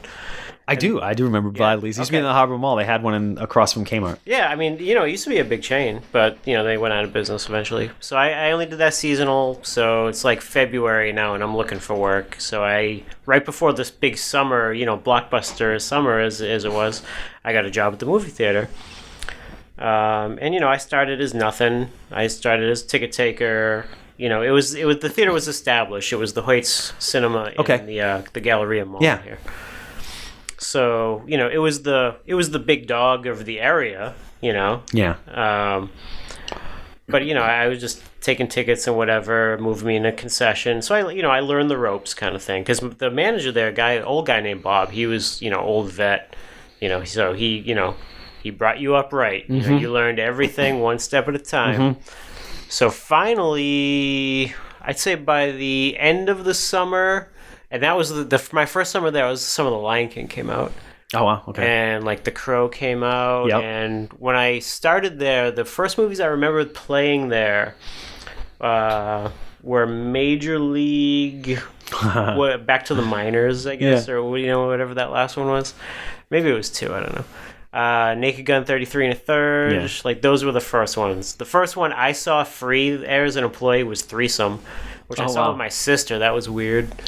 But I remember that movie, Threesome, with fucking Laura Flynn Boyle, right? Wow, I forgot that movie existed until you just brought it up. Yeah. So it was a good summer for movies, in my opinion. Yeah. But so I learned all this. I cleaned the theater, did all the menial tasks, and then I proved my worth, and I was old enough. I was over 18, so Bob was like, "All right, what do you think about learning the booth?" I'm like, yeah, okay, I'll take a challenge. Yeah, why not? Yeah. Because they only had a couple projectionists, so they were looking to beef that up a little bit. And one of the projectionists was kind of dopey. Like, there's always those. I mean, it's the weirdest job because I was always a film lover and I loved being a projectionist. Like, there was something about it. Like, to me, it was a craft and I loved doing it. But I always worked with like a handful of like absolute doofuses that like could barely tie their own shoes. I mean, this one guy, he the movie Balto came out. I remember that. Yeah. I mean, again, Balto's not going to be a summer I don't think I've ever even seen the movie, but I know what you're talking about. No, I didn't either.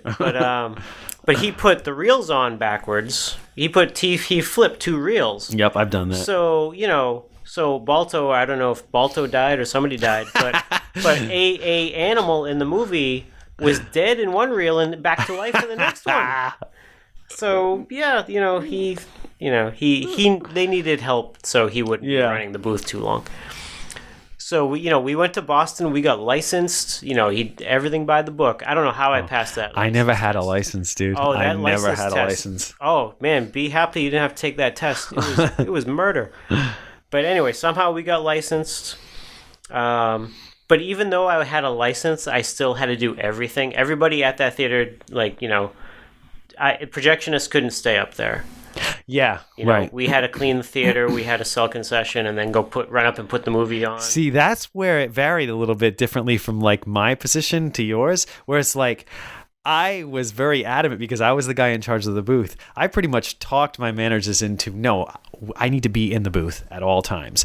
Well, because we had a bunch of we had like a bunch of used equipment that they brought in there that the platters, you remember, you worked with Christy Platters, the green arms underneath the platters were all fucked up and our brains were fucked up too. So there was constant brain wraps. There was constant shifting of films all the time. I'm like, I've got to be up there to keep an eye on this stuff. And there was 12 cinemas, and it was just me. So I'm like, I can't be downstairs like sweeping theaters and stuff. I've got to pay attention to what I'm doing. You know. Luckily, our theater was relatively new. When I got there, it was only a couple years old.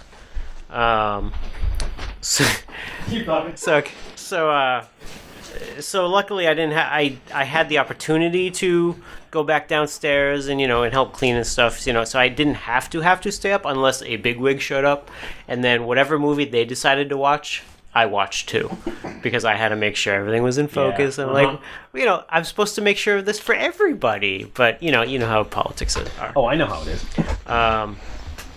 So that's how I got into it. And after I left Hoyt's, because the problem was, the movie theater is the greatest job in the world until you get a set of keys. Mm-hmm. And I don't mean like just, like it might sound like yours was a little different. You had keys to be a projectionist and show stuff after hours.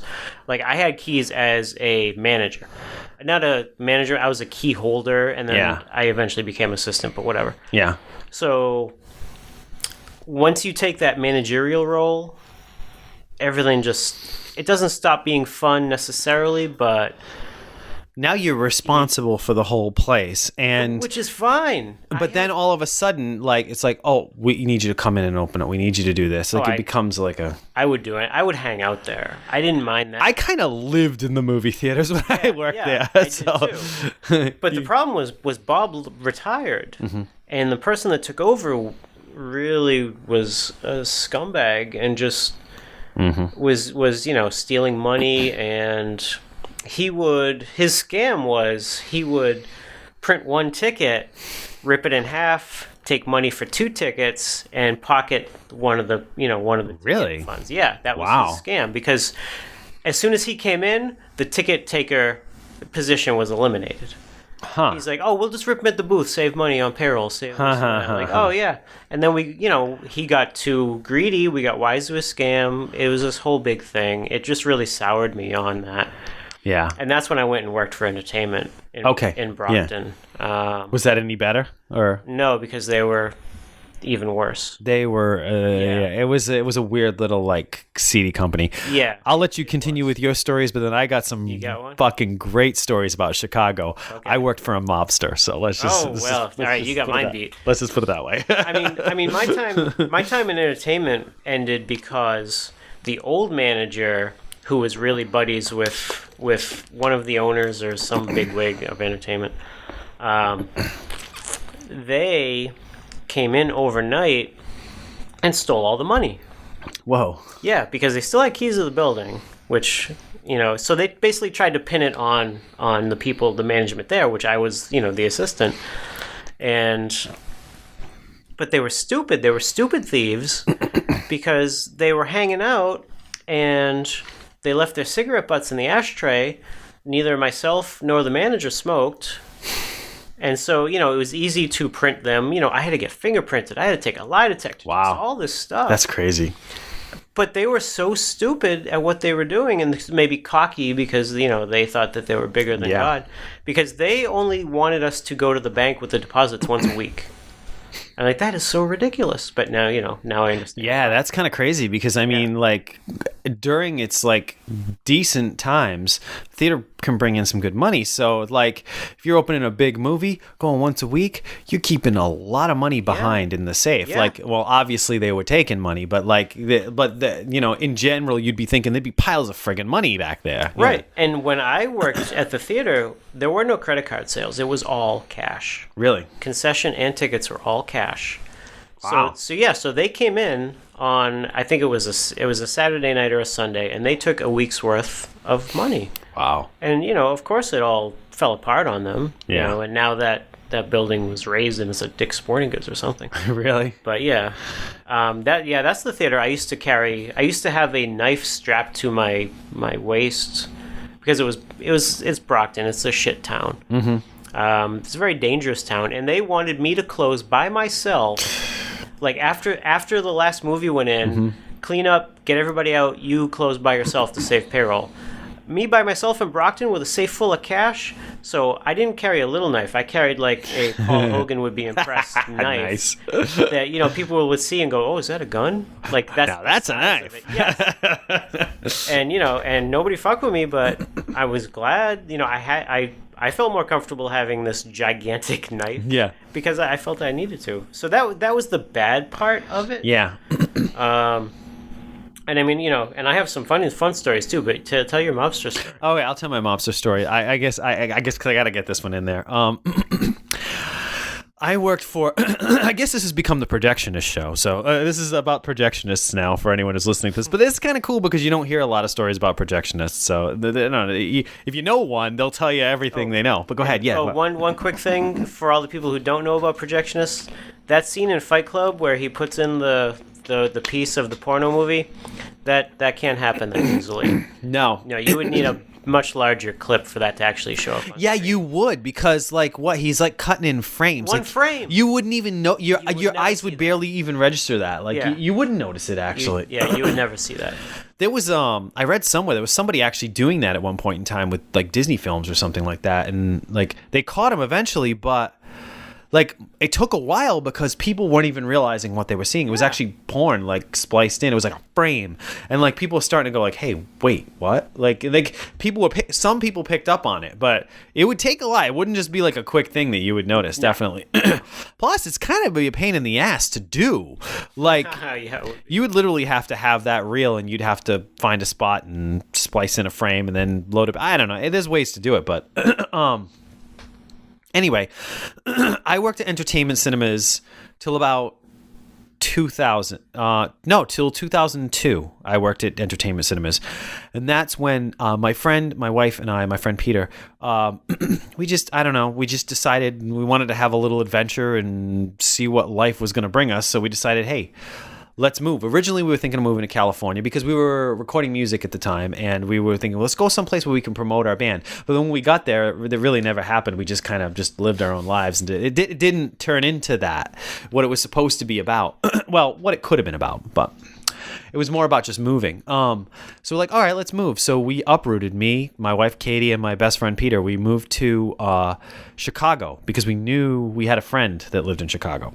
So we moved there, and I mean, this was a big move. I mean, we sold all of our shit, hopped in a U-Haul with a bunch of crap, and moved all the way across the country with no fucking clue what the hell was going to happen. It was a ballsy move on our part. We managed to do it, but so we stayed with a friend for a couple of weeks, and we were trying to find jobs in the city of Chicago when we first moved to Chicago. And so literally we would just be like walking around the city, and we'd be like, well, that place looks kind of cool, and I'd walk in there and try to find a job.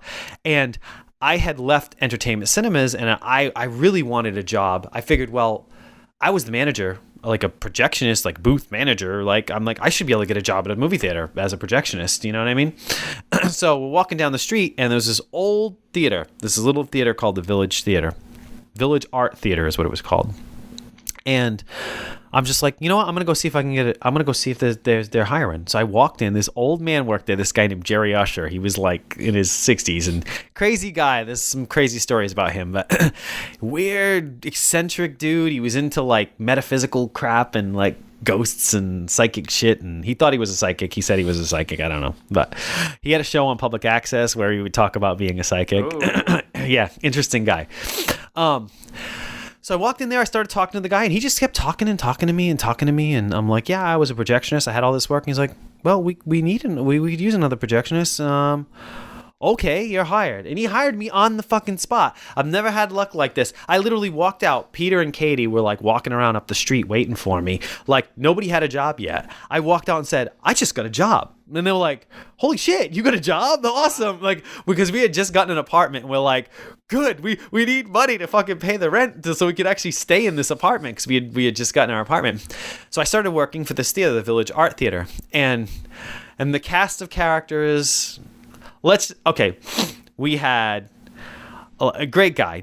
You've seen Peter's movie Dead American Woman. Yeah. My buddy Mike has, and I've talked about it before, and Peter talked about it. This guy named Ken Harrison. He was in one of my short films as like the killer, the last exit on Dead End Highway. He was an usher there, and he was this kind of like, he's a great guy. Don't get me wrong. Ken's a really nice guy, but he's kind of a burnt out like hippie.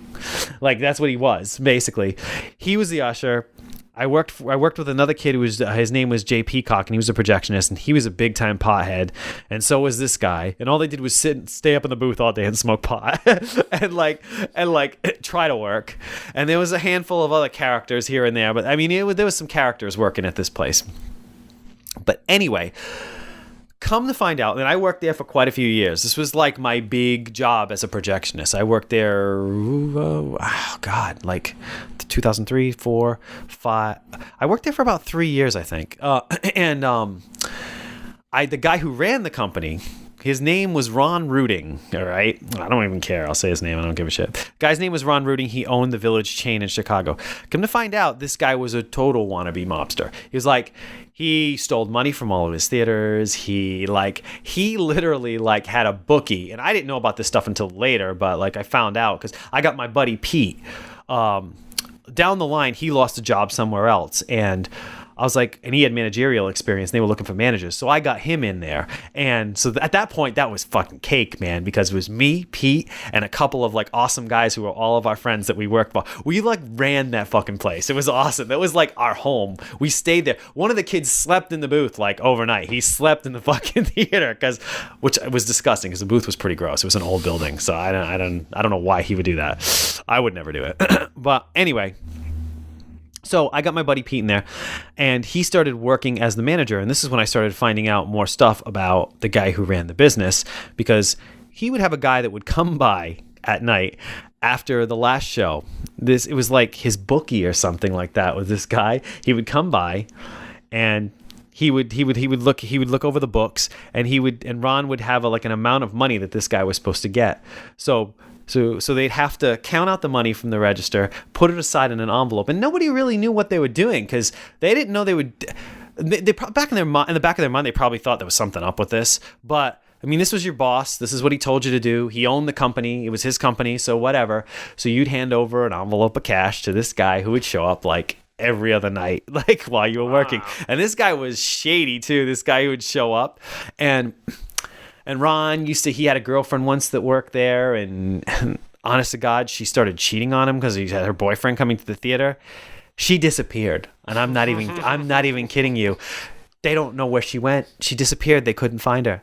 And me and people are like, holy crap. I think he got her killed. There's a lot of this shit in Chicago, like, because it's a big city, but it's a mobster city. There's a lot of mobbed up shit in Chicago. Yeah, it's got a mob history. It's got a huge mob history. Yeah. Actually, the Village Art Theater, the company, the Village, owned the Biograph Theater, where was it Dillinger? Yeah, was shot in the alleyway out in the back. So they actually own that theater. So I know the whole history because I used to go there all the time and stuff. I worked for the company that owned that theater. So, but anyway, so I'm trying to think of some of the crazier stories. There was one time where he showed up. The boss guy, middle of a Saturday, huge big movie opening or whatever, and everyone's just there doing their thing, and they had installed an ATM in the entrance of the building, and he comes in and there's this really crappy wooden like plywood structure on the back of the ATM they put there, and he thought it was ugly. He's like, who did this? This is all I don't know this. People in the lobby everywhere. Okay, he pulls the friggin' Tony Soprano, starts screaming his head off, grabs the wood from the thing, rips with his own bare hands, rips apart the entire enclosure that the ATM was in, and he's like, I don't want this. This is freaking ugly. And there's customers in the lobby like, oh my God, what the hell is going on? I don't want this. Tells me and one of the this kid I worked with, George. He's awesome. This guy George I knew, and he tells us to. He's like, you got to get rid of this wood. I'm like, what are we supposed to do with it? We're in the middle of a city, all right? Like city streets. Like what do you do with it? So take this wood, bring it around the corner, pile it on the street. Just leave it. Just pile it on the sidewalk. I'm like, we're going to get arrested by the state. He's like, do it. And he's like screaming at us. All right. So me and George grabbed piles of wood with nails in it, left it on the sidewalk in the middle of Chicago, just off on a side street, like right down the street. We're like, if we don't get arrested doing this, like, I don't know what. And he used to this guy was nuts. He used to call, he threatened to kill workers because he thought they were stealing, and it was crazy. But on top of all that, it was the coolest job I ever had because it was me and my friends in a theater, and we ran the place. We ran movies after hours. Well, those theaters were ours. Like when we were there, we owned it. For a while when we worked with the old man, Jerry Usher, he was crazy and he was kind of paranoid and he was always thinking somebody was up to shit. But then he got really sick and he passed away. And when that happened, it was just Pete, me, like there was nobody else. So there's a period of time there for about a year before the guy who ran the theater, Ron Ruding, started getting paranoid about his workers and thinking people were stealing from him, which they probably were. I mean, I don't know, but they might have been. He started getting paranoid about it, and there was an FBI investigation on this guy. One night we were at our apartment, we looked outside the window, there was a truck in the alleyway, and we're like, what the hell's that all about?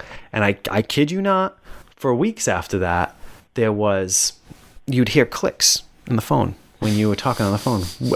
I can pretty much 99.9% guarantee you that our phone was bugged because we worked for this guy and they were trying to find something on him at the time. Plus, my buddy Pete worked in a small little like gift basket shop where like there was like it turned out to be a huge inner city heroin ring.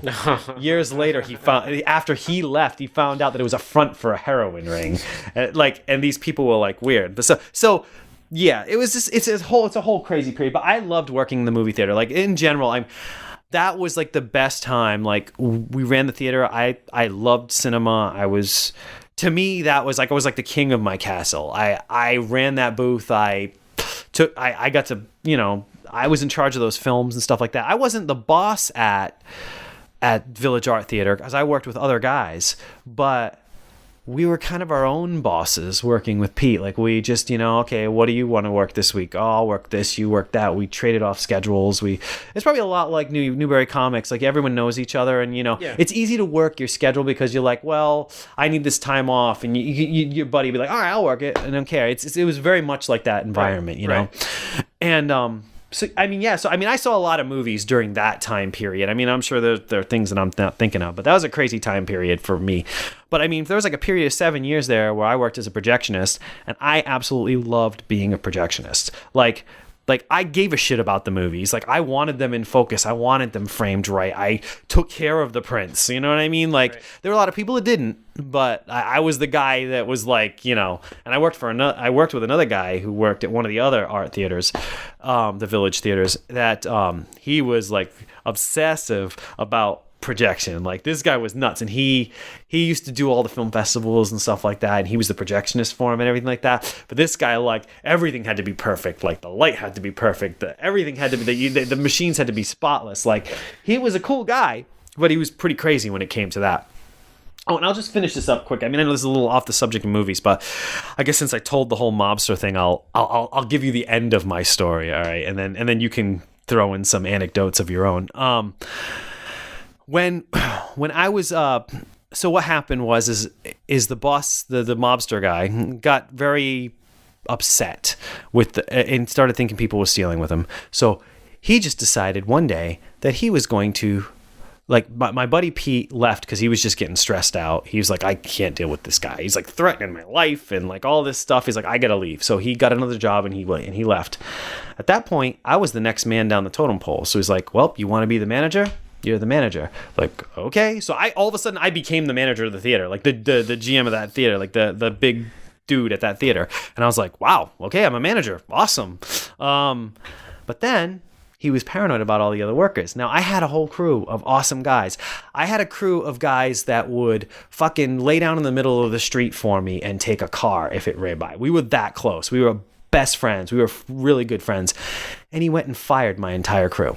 Wow. Because he thought they were all stealing. He fired everyone. He fired them all. And it was just me. And he started bringing in these random workers from his other theaters that I didn't know these people at all.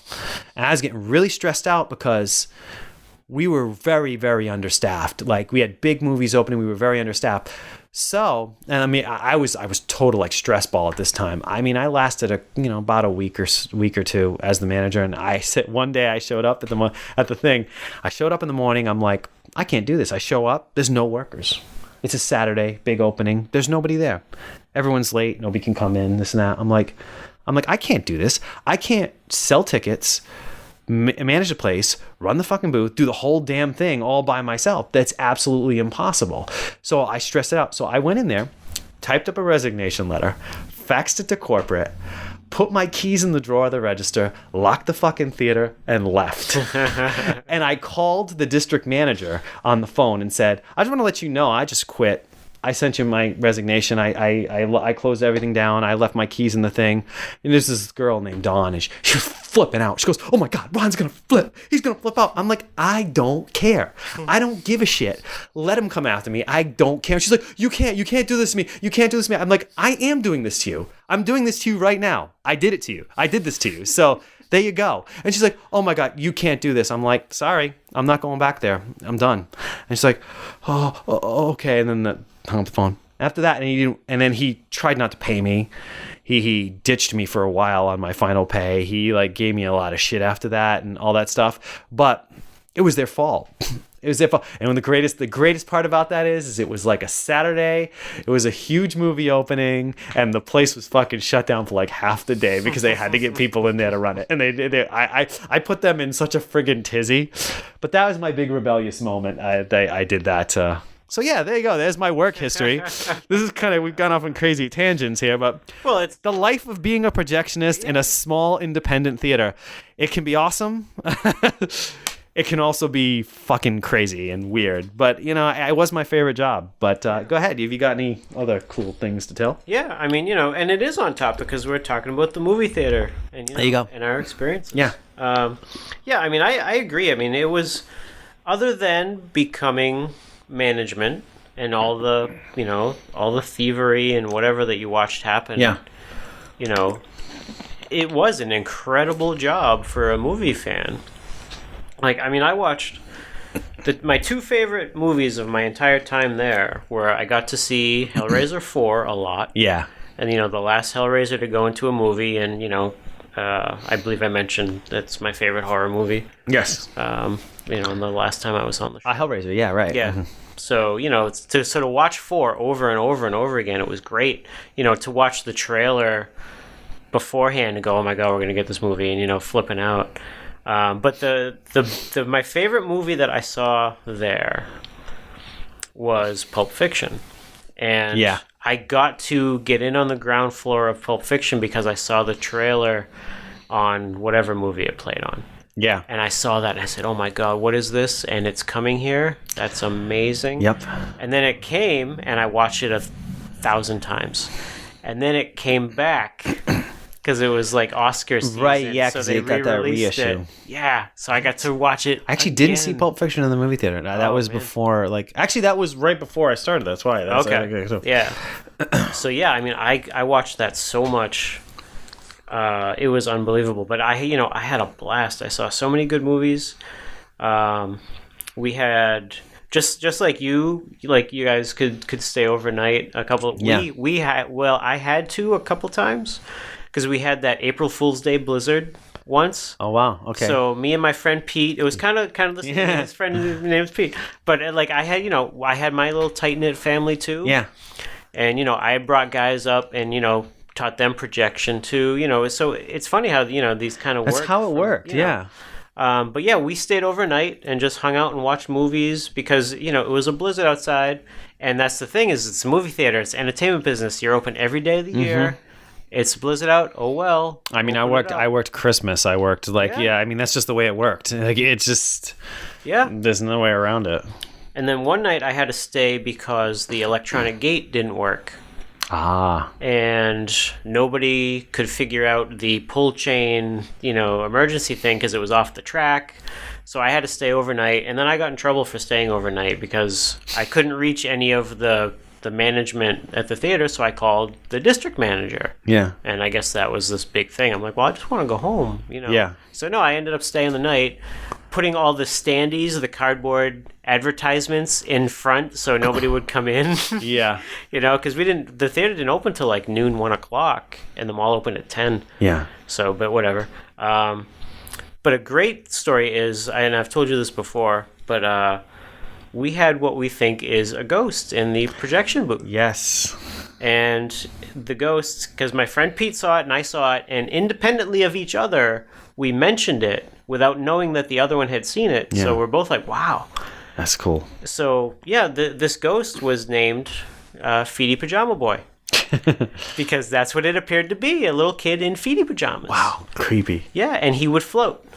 And he would float around the projectors, and we were never afraid of, because it's a little feety pajama kid. It wasn't it wasn't a scary ghost. No, it was very benevolent, and we'd go up in the we go up in the booth and set things up in the morning and be like, "Hi, Feety." I didn't see him, but I would just say it because I'm like, hey, he's probably here. Yeah, hey, he's in the theater, know. Right. So it was almost like he was our booth mascot. This specter. That's awesome. That's a great story. Yeah. So yeah, I mean, there was that. It's just like it was fun. I almost gave myself a concussion and knocked myself out, hitting my head on a platter. Oh. Because I bent to pick something up, hit it. I've done that. I went down seeing stars. There was the time where we linked Die Hard with a Vengeance. We had a link from one theater to another because it was so big. We had to play the one print in two theaters at the same time. So basically, for those who don't know, is you would start. It would be on one platter at one theater, and there was a series of wheels. Yep. And you would link it through the wheels to the next theater over and play it through that projector, link it back, play it through the original projector, so it would play, only a few seconds difference. And that is a terrifying experience because those projectors are old and they don't run at constant normal speeds. Like they're not synchronized in any way, shape, or form. and you're trusting this pulley system to work. Well, the first night it didn't work. Yeah. And I'm running around. It's because every movie goes in with within 5 or 10 minutes of each other. So there's that period of time where you're just up there running around. Yes. So I'm running around playing movies or whatever, and then I look at one of the theaters that was playing the double, and it's that film melting look on the screen. Oh my God, that's a terrifying. Yes. Anybody who's ever been a projectionist knows you see that where people use it as an effect now because it's like a digital effect that it's in editing programs and stuff. But that film melting look on the screen, that is a terrifying thing to see. The first thought you have is panic. Yes. And then the second one is, why didn't anybody come out and say anything? Right, because it's in order for the film to melt, it freezes kind of in the gate and it sticks there for a while. So it was stuck there for a good 10, 30 seconds or so before. So it just froze on an image and then started to burn. Yeah, it would burn because there's this big xenon And thank God it's not fucking nitrate film like back in the 20s and shit because that would burn a theater down. Right. Yeah. I just watched Inglourious Basterds yesterday. Yeah, right. There you go. So it's melting in one. So I race over because obviously now the machinery is not working. The film's not advancing.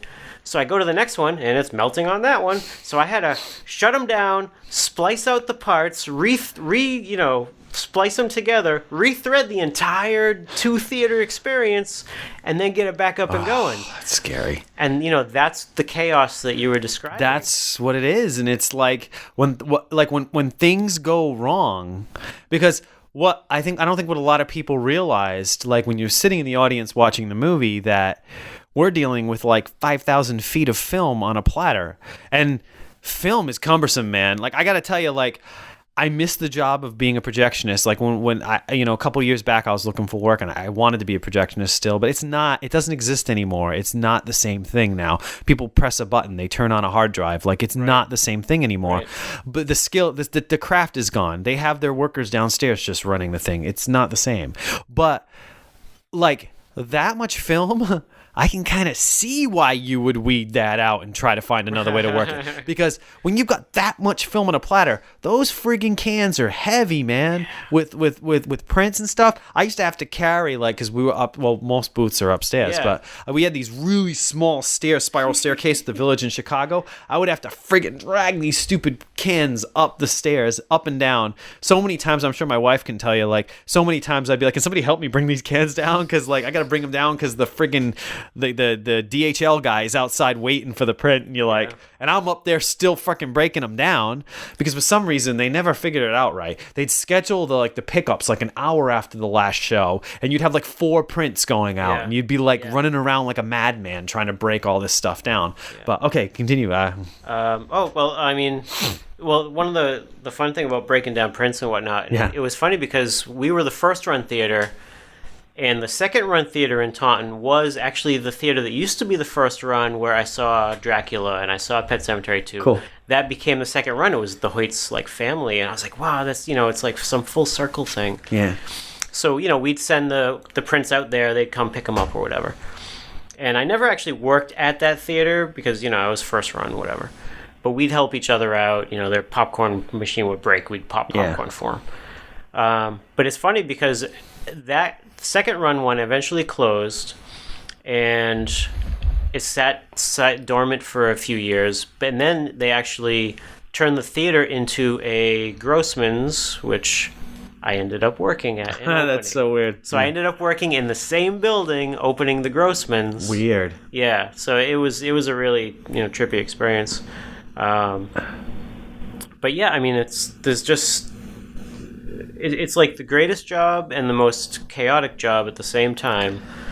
But it is like a it is a craft. It's a technical. It's like an art form. Hey. Like you can people don't realize it's the funniest thing now from doing it for so many years. I could probably and I haven't done it in years, right? But if I was to walk up into a booth, I could thread a projector. I run through it in my mind. And I still remember the step. I go through it in my head, and I'm like, I could do it. I could remember it. Yeah. I haven't done it in years, but I could do it. It's like riding a bike or something. You become so used to doing it, but you can do it wrong. And I had so many people that do it, they don't make the loop big enough at the top, and then it's like fucking pulling tight, at the right? and it's tight, and that's where you end up a lot of times with the freezing of the gate and the burning of film and stuff like that.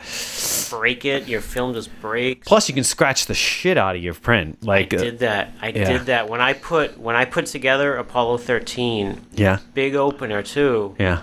I scratched the first reel because it was too close to the platter when it went on. Oh, so it was leaving a mark while it was going up. So the whole first 20 minutes had the green lines going through it. Oh man, yeah, they weren't happy about it. There's so many things that could go wrong with the print. It's amazing. And I mean, honestly, it's funny now because we're in the digital age now, as opposed to there are some filmmakers that still use film. There are a few of them out there, like Paul Thomas Anderson, and I think Christopher Nolan's a big proponent of film as well.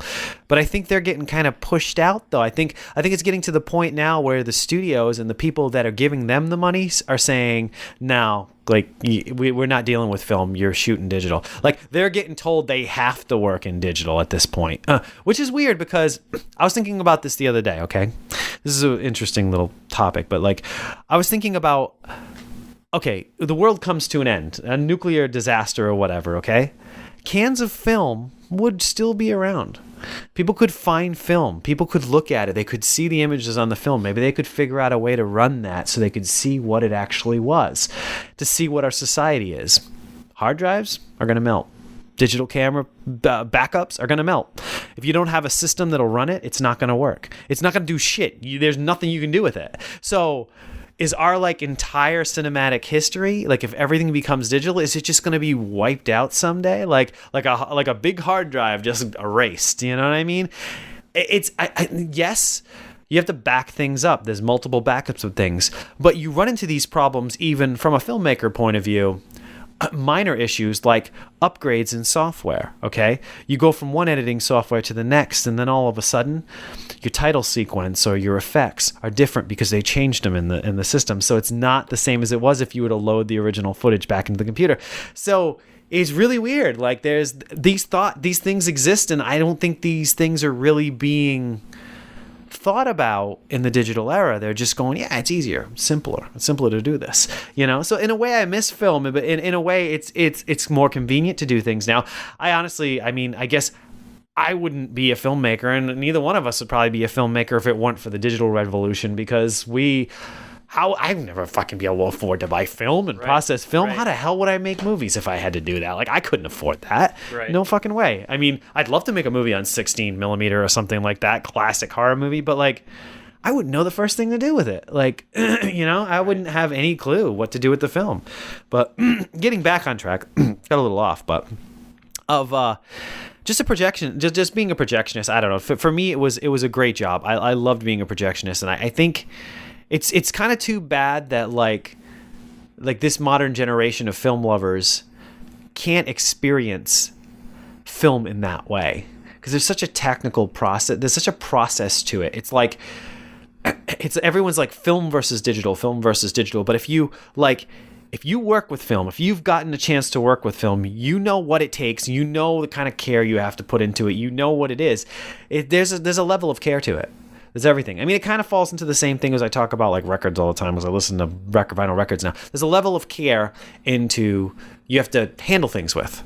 And I think it makes you appreciate something a little bit more than just, grabbing a disc and throwing it in there. You know how many freaking discs? I mean, I take care of my shit, but like you go to places like FYE and buy a used fucking disc.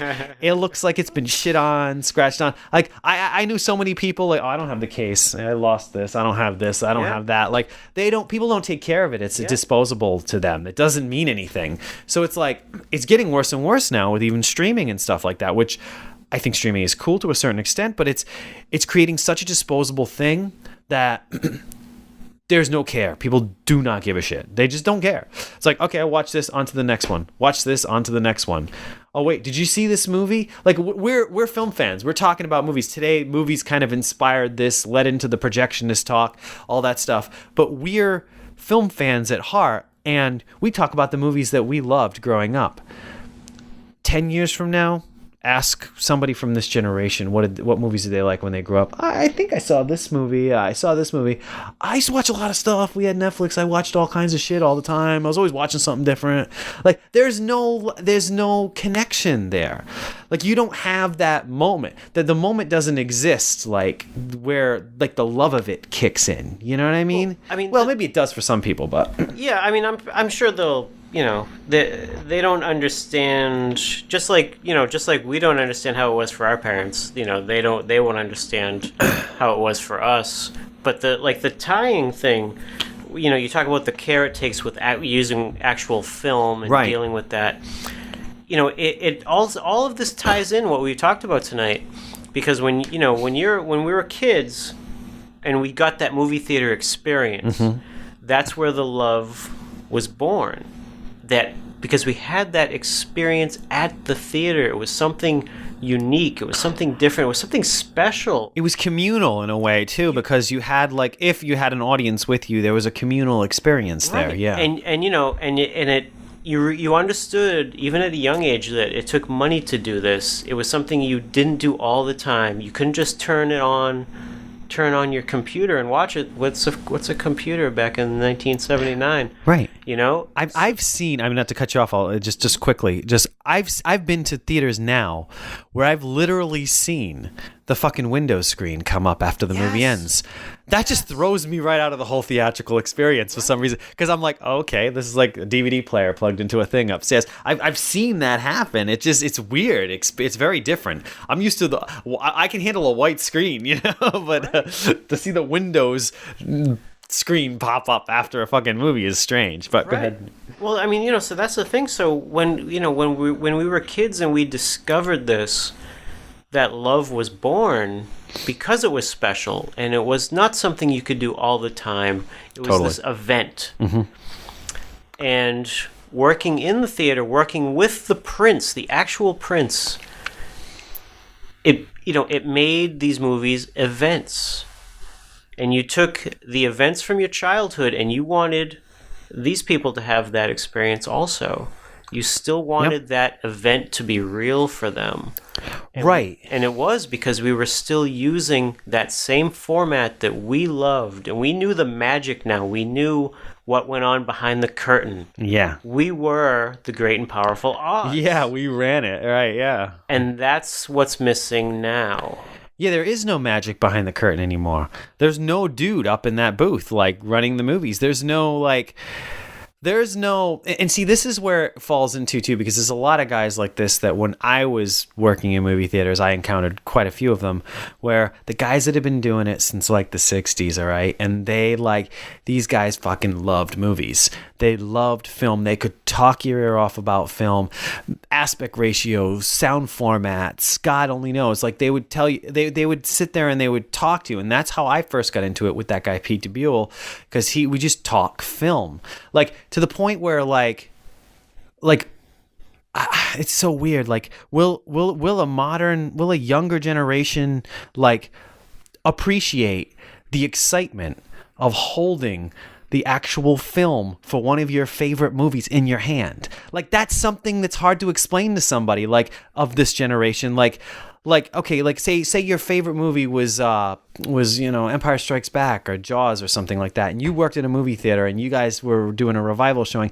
and you got that print, like the excitement of having that print in your hand, going, wow, this is fucking Jaws. I'm holding Jaws in my fucking hand, or I'm holding, like, I had that happen. I mean, I kept some film frames. I have I found them on the floor in the thing, and I was so excited. I kept them. I have frames from the Texas Chainsaw Massacre. I have pieces the print, like stuff like that. Like, we had a print of this is I don't know my favorite movies or anything like that, but we had a print at the theater I worked in, the Village Art Theater. It was sitting up there for years. They just had it there. They never returned it or something. I don't know. Of Caligula, the Malcolm McDowell movie, the triple X-rated version of Caligula, the full version of Caligula. We actually had that print in the booth at the Village Art Theater, and there were a few times where we strung it up and we actually showed it to some workers because they had never seen it, and they were like, "Holy crap!" But like, that's a movie to see on a big screen, like fucking hardcore sex in the middle of like a period drama, like. But I mean, but to have those experiences of loving something that much and finding it like exciting just to hold it in your hand. It's the weirdest thing. That just sounds like a porno. I'm talking about filth. I'm loving it and I'm holding it in my hand. But I mean, it's a different feeling. I mean, it's not the same as getting. I can't imagine it's the same as saying, oh, we're showing Jaws at the Revival Theater. Oh, this hard drive has Jaws on it. Yeah. It's just not the same thing. You don't have the film in your hand, that print. You can't hold it up to a fucking light.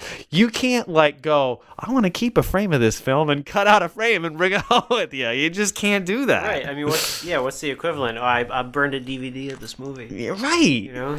Exactly. And I mean, this is where it also falls into okay, I'm a big proponent of Blu-ray. I'm really big into Blu-ray discs and stuff like that. But there's a big, not really an argument, but a debate in the Blu-ray community over the proper transferring of classic films. Okay? Now, I'm a big fan of, like, I love it when movies look like good, you know, like the remastering looks great and the colors look nice and everything like that. But I'm a fan of seeing that film grain. I'm a fan of seeing like the proper colors. Like, I worked in a theater for 7 years. I know what a movie looks like on a movie screen. When I can sit here and it looks like a film print to me on the screen, I go, okay, this is what the movie is supposed to look like. This is a good transfer. There are tons of transfers that have come out for movies that I love, that, I mean, you know, this is the only way you can get them now, where there's a modern thing that's used. It's called digital noise reduction. DNR is what they call it. And some studios will overuse the DNR to the point where, to get rid of the grain, because they think, okay, the grain makes the film look ugly. But that's the way the movie looked to us growing up. That's the movie. And they try to wipe all that grain out. And in the process, you lose detail and you soften the image up so much that it just looks like a bunch of mush. Everyone's face looks like wax. Like, you know what I mean? Yeah, it's like they're choosing which market they want to buy their movie. The people who remember what it looked like, or, you know, the younger generation. The biggest one that I noticed for me personally is Footloose, because I'm a huge fan of Footloose. Even though I think the Blu-ray looks, I mean, I've come to accept it, and yes, it looks better than the DVD and it sounds great and everything, that's fine. But Footloose was always a very grainy movie. Growing up, all the video, even the old video transfers were like grainy, but it had a look. There was a certain look to the movie that I remembered the movie looking like. When it came out on Blu-ray a couple years ago, it was around the same time as the remake came out. That's why it came out on Blu-ray. It was almost as if they thought, we're marketing it to the remake crowd. So we need to get all this fucking... We need to scrub the shit out of this thing so it looks like a new movie. Like, it can't look like a movie from 1984.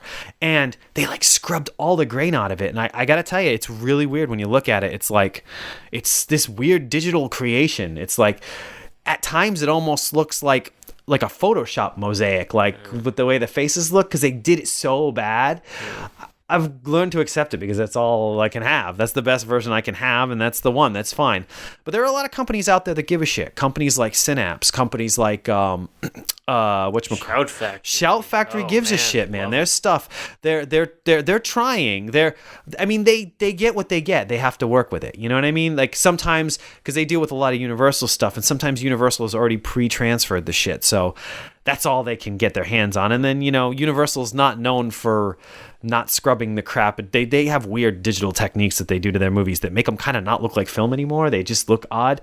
But, you know, hey, whatever. I'm on a rant on that, but that's that. But you know what's funny? I don't know if we've got time, but really quick, you know what is funny? Like you said, you're a big proponent of Blu-ray, and so am I. But isn't it funny how over the years with our home movie experiences, where we're really big, I'm sure you're the same. Yep. We've been really big on the next big thing, technology. Yeah. But at the cinema, we want the classic. We want the film. We want the old school stuff. I want some pops. I want some scratches. Like, it gives it the feel. Yes. And I think I've had to come to terms with this in my technological evolution. You know what I mean? To the fact that I've accepted the fact that, well, I can sit in my living room with a surround sound system and a 50-inch screen and watch something that looks almost exactly like the original print of the film. I don't need it any better than that. I've actually come to that conclusion. I don't. If they go up to 4K, if they skip up to the next generation, whatever that's gonna be, I'm content now, because being that projectionist, I'm like, this is all I ever wanted. As a film fan and collecting movies, all I ever wanted was to be able to experience a movie like I could experience it in the movie theater in my own home. Mm-hmm. And now it's pretty damn close. It's to the point where I can actually pick and choose which movies I want to see in the movie theater, because I'll be like, well, I'll just pick it up on Blu-ray and watch it at home. It's the same. I can live with just seeing that movie at home. I don't have to see it on the big screen. But there are certain ones that I feel I still need to see on the big screen. Right. Because there's nothing beats the excitement of seeing something that you love. If you're a big Star Wars fan or something like that. I didn't care. I still like them, but they're kind of they are subpar. To me, the prequel movies, the Star Wars prequel movies. Mm-hmm. But I can't tell you that the fanboy geek in me, didn't fucking tear up when that scroll came up on the goddamn screen when the Phantom Menace first started. Yeah. Maybe the movie kind of killed it for me, but it wasn't what I expected. But when that fucking scroll came up and the music played, the same thing happened. The same thing for and it's not the greatest movie in the world. It's okay. The same thing for Superman Returns. When Superman Returns came out and they used the original music and they had the fucking lettering flying up, I was like, all right. I turned into a friggin' 10-year-old kid in the movie theater again, and I was amazed by it, falls into the thing you said about the Muppet movie. The Muppet movie did that to me too when they were singing the Rainbow Connection. I was I was ready on the verge of breaking down in the fucking theater with that movie. Yes. It just really hit a soft spot in me that was wow. Yeah. But yeah, so I don't know, Mike. You got anything else to add to this? I almost feel like we've gotten to that point. We hit the mark. We hit the mark.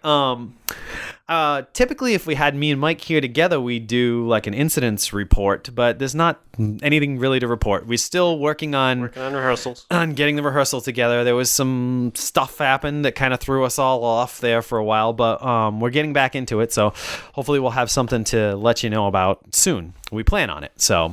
But yeah, so thank you for listening to this episode of Video Village. I hope you enjoyed it. I had a fucking blast just kind of going down movie theater memory lane. I've actually kind of been looking forward to this because me and Mike have talked about theaters before, but as soon as I did this podcast and I started coming up with subject matters, I was looking forward for the time when me and Mike could just sit down and talk projectionist, be projectionists. So this was kind of cool to be able to do this. I looked forward to this and it was a lot of fun. So thanks for listening, and I'll talk to you next time. Thanks.